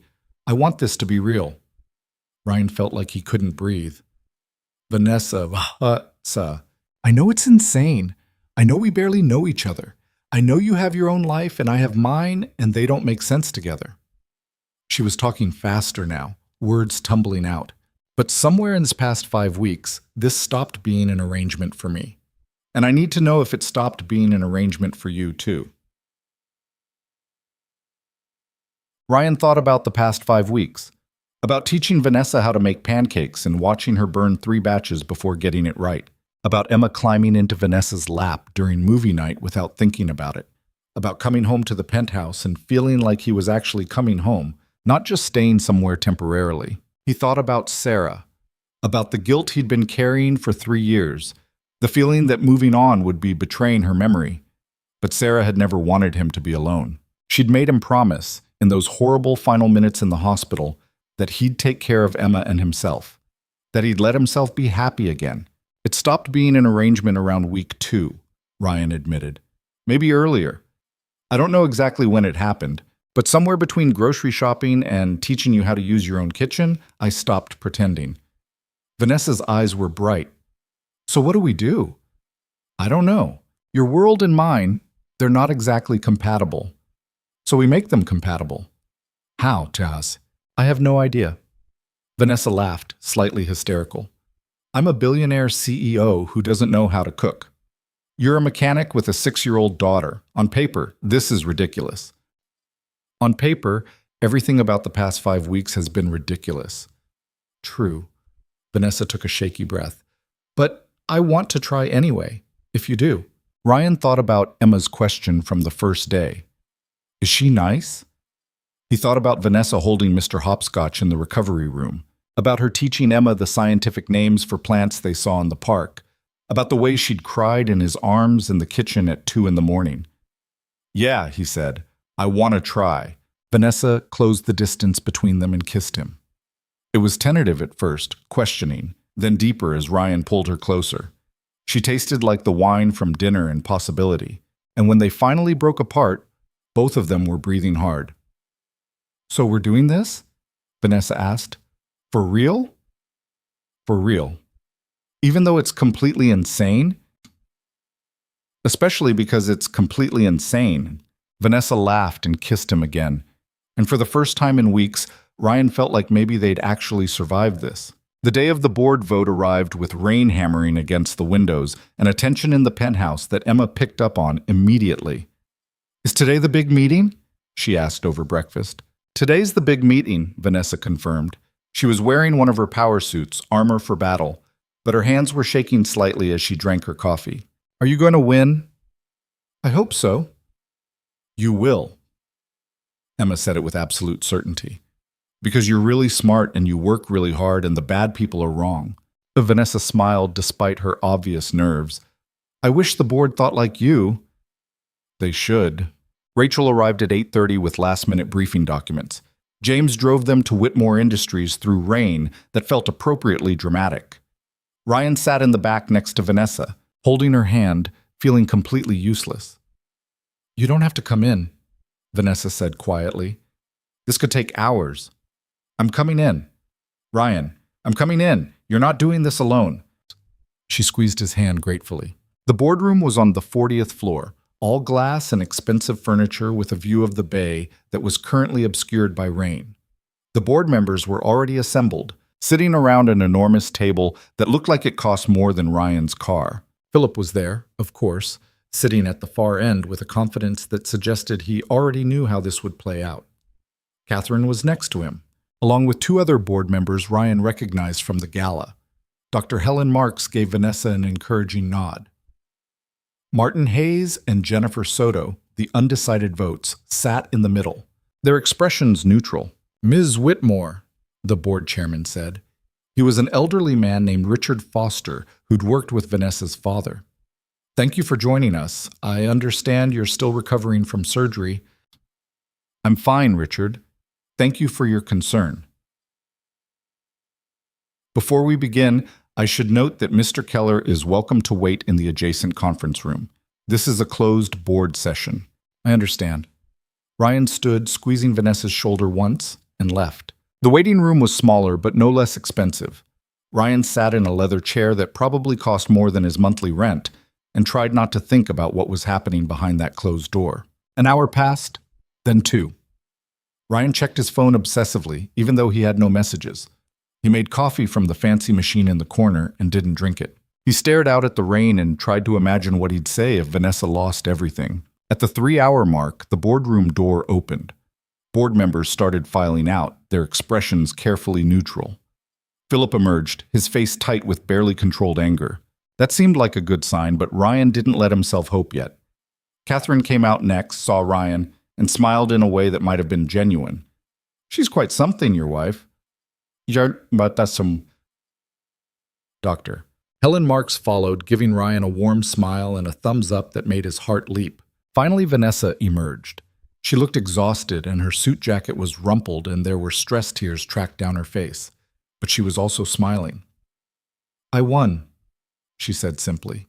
Ryan pulled her into a hug, careful of her still healing incision. How many votes? 6-3. Martin and Jennifer both voted to keep me on. Philip tried to call for a recount. Richard shut him down. Vanessa was shaking. It's over. The merger's approved. I keep my position. And Philip's influence just evaporated. What happens to him? Richard suggested he might be happier pursuing other opportunities. Corporate speak for resign, or we'll force you out. Vanessa pulled back, wiping her eyes. I won, Ryan. I actually won. You did, because of you. The Apex meeting, the facility tours, just having you here. showing them I wasn't alone. Her voice cracked. I couldn't have done this without you.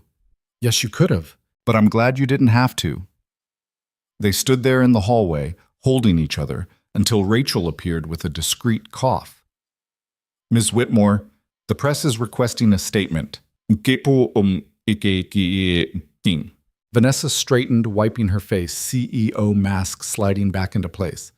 Tell them I'll make a brief statement in 10 minutes. After Rachel left, Vanessa turned back to Ryan. Come with me for the press statement. You sure? I'm done hiding. If we're doing this for real, I want everyone to know. The press conference was in the main lobby, cameras and reporters packed in tightly. Vanessa stood at the podium, Ryan slightly behind her, and delivered a brief statement about the board's decision, her confidence in the merger's success, and her gratitude to everyone who'd supported her through a difficult time. Then she did something unexpected. She reached back and took Ryan's hand, pulling him forward. I also want to introduce my husband, Ryan Keller. Many of you have read about him, speculated about our relationship, questioned whether it was real. She looked at Ryan, and her smile was genuine. It's real. He's been my anchor through the hardest weeks of my life, and I'm done pretending otherwise. The reporters shouted questions. Vanessa ignored them all, thanked everyone for coming, and walked out with Ryan's hand still in hers. In the car, she finally let herself fall apart. I can't believe that's over. It's not over yet. You still have a merger to close. That's the easy part. Running a billion-dollar acquisition is the easy part? Compared to fighting Philip while recovering from cancer? Yes. Ryan laughed and Vanessa joined him, slightly hysterical with relief. They drove back to the penthouse through rain that was finally starting to clear. Emma was waiting with Mrs. Chen, who'd been watching the press conference on her phone. Emma launched herself at Vanessa the moment they walked in. You won! I won. I knew you would. I told you the bad people were wrong. You were absolutely right. They celebrated with pizza and the rest of Emma's animal cookies and sparkling cider that Emma insisted made everything more fancy. Mrs. Chen left with a knowing smile and a whispered comment to Ryan about how good it was to see him happy again. After Emma went to bed, exhausted from excitement, Ryan and Vanessa collapsed on the couch together. So what now? Ryan asked. Now I close the merger. Prove to everyone that keeping me was the right decision. Vanessa leaned her head on his shoulder. And we figure out what this actually looks like. Us, I mean. That's going to be complicated. Everything worth having is complicated. Deep thoughts from a CEO. I'm very wise. You're very something. Vanessa elbowed him gently, then winced. Ow. Still healing. Idiot. You're idiot, apparently. Ryan kissed the top of her head. Yeah, mine. The next 3 weeks passed in a blur of merger negotiations, radiation therapy appointments, and the strange new reality of being in an actual relationship instead of a fake one. They told Emma first, who responded with, I know, and an eye roll that suggested 6-year-olds were more observant than adults gave them credit for. They told Mike next, who shook his head and said Ryan was either very lucky or very stupid, probably both. They told Rachel, who just smiled and said she'd already updated Vanessa's emergency contacts to include Ryan as her actual husband instead of her pretend one. The merger closed on a Thursday afternoon in early June. Vanessa signed the final documents in a conference room full of lawyers and executives and people whose jobs Ryan still didn't fully understand. When it was done, when Whitmore Industries officially became the largest tech manufacturer on the West Coast, Vanessa excused herself and found Ryan in the waiting area. It's done, she said. How do you feel? Mom. Terrified. Relieved. Proud. She sat down next to him. Like I actually did what my father trusted me to do. He'd be proud of you too. I hope so. Vanessa was quiet for a moment. I've been thinking about what you said. About him knowing I loved him even though I never got to say it that last time. Yeah? You were right. He knew. Just like Emma knows you love her even when you're tired and frustrated and barely holding it together. She took his hand. Love isn't just the words. It's the showing up every day even when it's hard. Is this about your dad or about us? Both, maybe.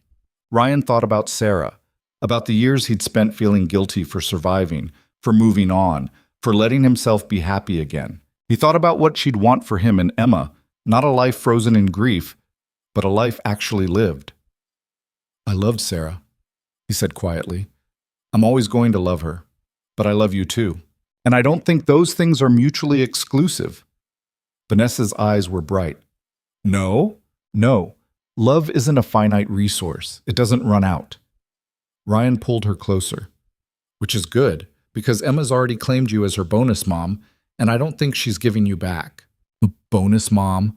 "Her terminology. I'm just the messenger." Vanessa laughed, tears spilling over. "I like that. Bonus mom. They sat there in this conference room, ignoring the celebration happening down the hall, and Ryan thought about how strange life was. 5 weeks ago, he'd been a single father barely keeping his head above water. Now he was married, actually married. They'd made it legal 2 weeks ago in a quiet courthouse ceremony, to a woman he'd met in a hospital hallway. It was insane. It was impossible. It was also the best decision he'd ever made. That weekend, they moved Ryan and Emma's belongings from their old apartment to the penthouse. Emma had already claimed her room as permanent, decorated it with her own particular aesthetic of stuffed animals, art projects, and a disturbing number of stickers. Ryan's stuff fit easily into Vanessa's closet, his worn clothes hanging next to her designer suits in a visual metaphor for their entire relationship. "This is weird," Emma observed, watching the movers carry in the last box. "What is?" Vanessa asked. "Living here for real instead of pretending." Emma thought about it. "But good weird." "Good weird," Vanessa agreed. "The best kind." They made dinner together that night, actual cooking, with Emma helping and Vanessa only burning one thing, which Ryan considered progress. They ate at the kitchen island instead of the formal dining table because formal dining with a 6-year-old was an exercise in futility. After dinner, after Emma's bath and bedtime story, Ryan found Vanessa on the balcony. Their balcony now, he supposed. Their view of the city, their quiet moment at the end of the day. "Thank you," Vanessa said without preamble. "For what?" "For grabbing my hand that night in the hospital. For agreeing to a completely insane arrangement. For staying when you could have left." She turned to face him. "For choosing me even when it didn't make sense." "It made sense to me." "Why? You didn't know me. You had no reason to trust me." Ryan thought about his answer. "You reminded me that life's too short to be alone, that asking for help isn't weakness, that sometimes the best things happen when you stop trying to control everything and just let yourself be vulnerable." He pulled her close. "You reminded me how to live instead of just surviving. I was just trying to save my company, and I was just trying to survive another day without Sarah. But we both ended up with something better than we expected." Vanessa rested her head on his chest, and they stood there watching the city lights blur below them.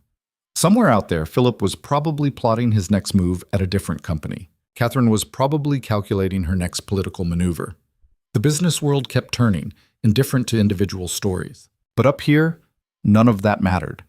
Up here, it was just two people who'd found each other in the unlikeliest of circumstances, building something real from a foundation of lies. "Emma asked me something yesterday," Vanessa said quietly. "What?" "She asked if I was going to stay, like really stay, forever stay." Vanessa's voice was thick, and I realized I want to. Not because of some corporate arrangement or because we're pretending, but because coming home to you two is the best part of my day. Ryan kissed her forehead. "Then stay." "Just like that?" "Just like that." They stood there in comfortable silence, and Ryan thought about how much had changed in 5 weeks. How his definition of family had expanded to include a brilliant, workaholic CEO who still couldn't cook without supervision. How Emma had gained a mother figure who taught her about science and business and the importance of fighting for what you believe in. How he'd learned that moving forward didn't mean forgetting the past. It just meant making room for the future. The next morning, Ryan woke to the smell of something burning. Again. He dragged himself out of bed and found Vanessa in the kitchen, waving a towel at a smoking pan while Emma sat at the counter offering helpful commentary. "You're supposed to watch it," Emma said seriously. "That's why it's called watching." I got distracted. "By what?" "Email." "You can't cook and email at the same time." "I'm starting to understand that," says. Ryan took the pan away, opened Windows, and started over. Vanessa looked sheepish, but also happy in a way she probably hadn't been in years. "I was trying to surprise you with breakfast," she admitted. "Mission accomplished. I'm very surprised you nearly set off the fire alarm." "I'm improving. You burned water last week."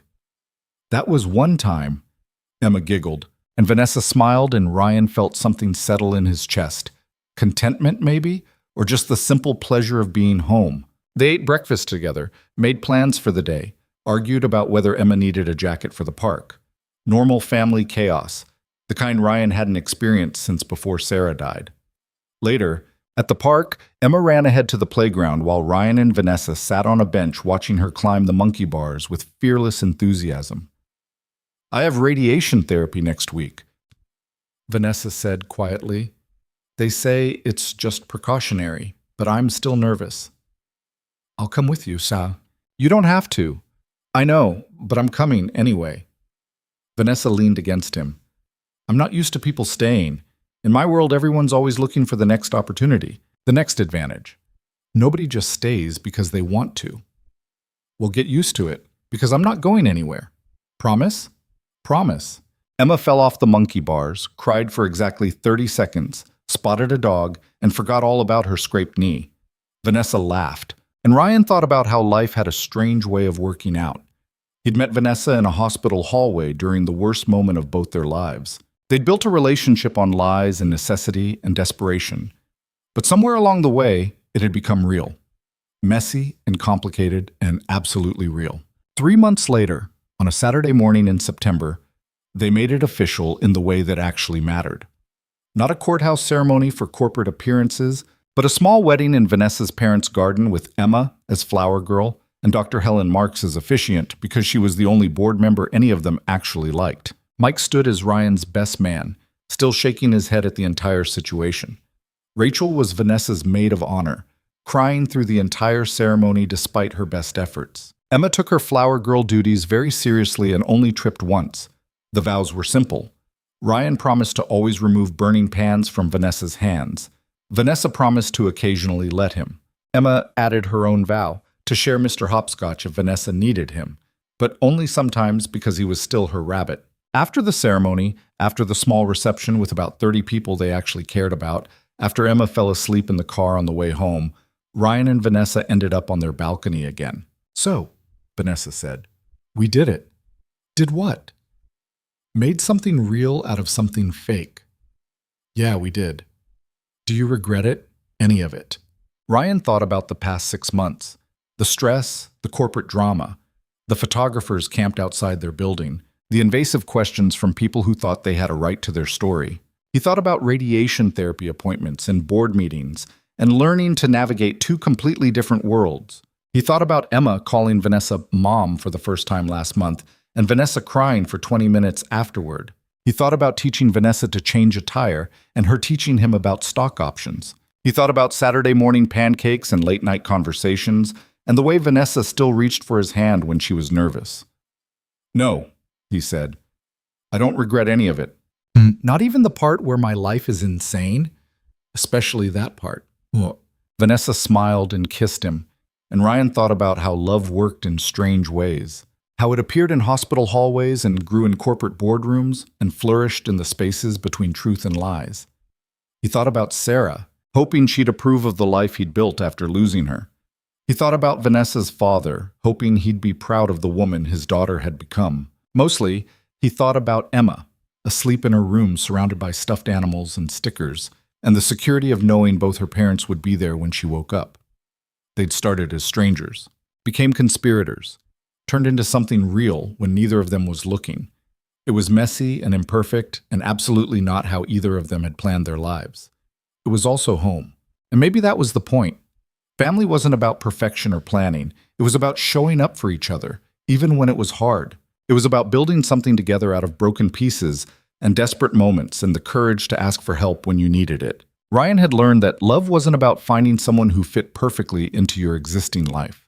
It was about finding someone worth reshaping your life for, someone who made the chaos worth it, someone who reminded you that vulnerability wasn't weakness. It was the only way to actually connect. Vanessa had learned that strength didn't mean doing everything alone, that asking for support wasn't failure, That the biggest risk she'd ever taken wasn't a corporate merger. It was letting someone see her when she was scared and broken and human. Together, they'd learned that family was something you built, not something you were born into. That love was a choice you made every day in 1,000 small ways. That the best things in life happen when you stop trying to control everything and just let yourself fall.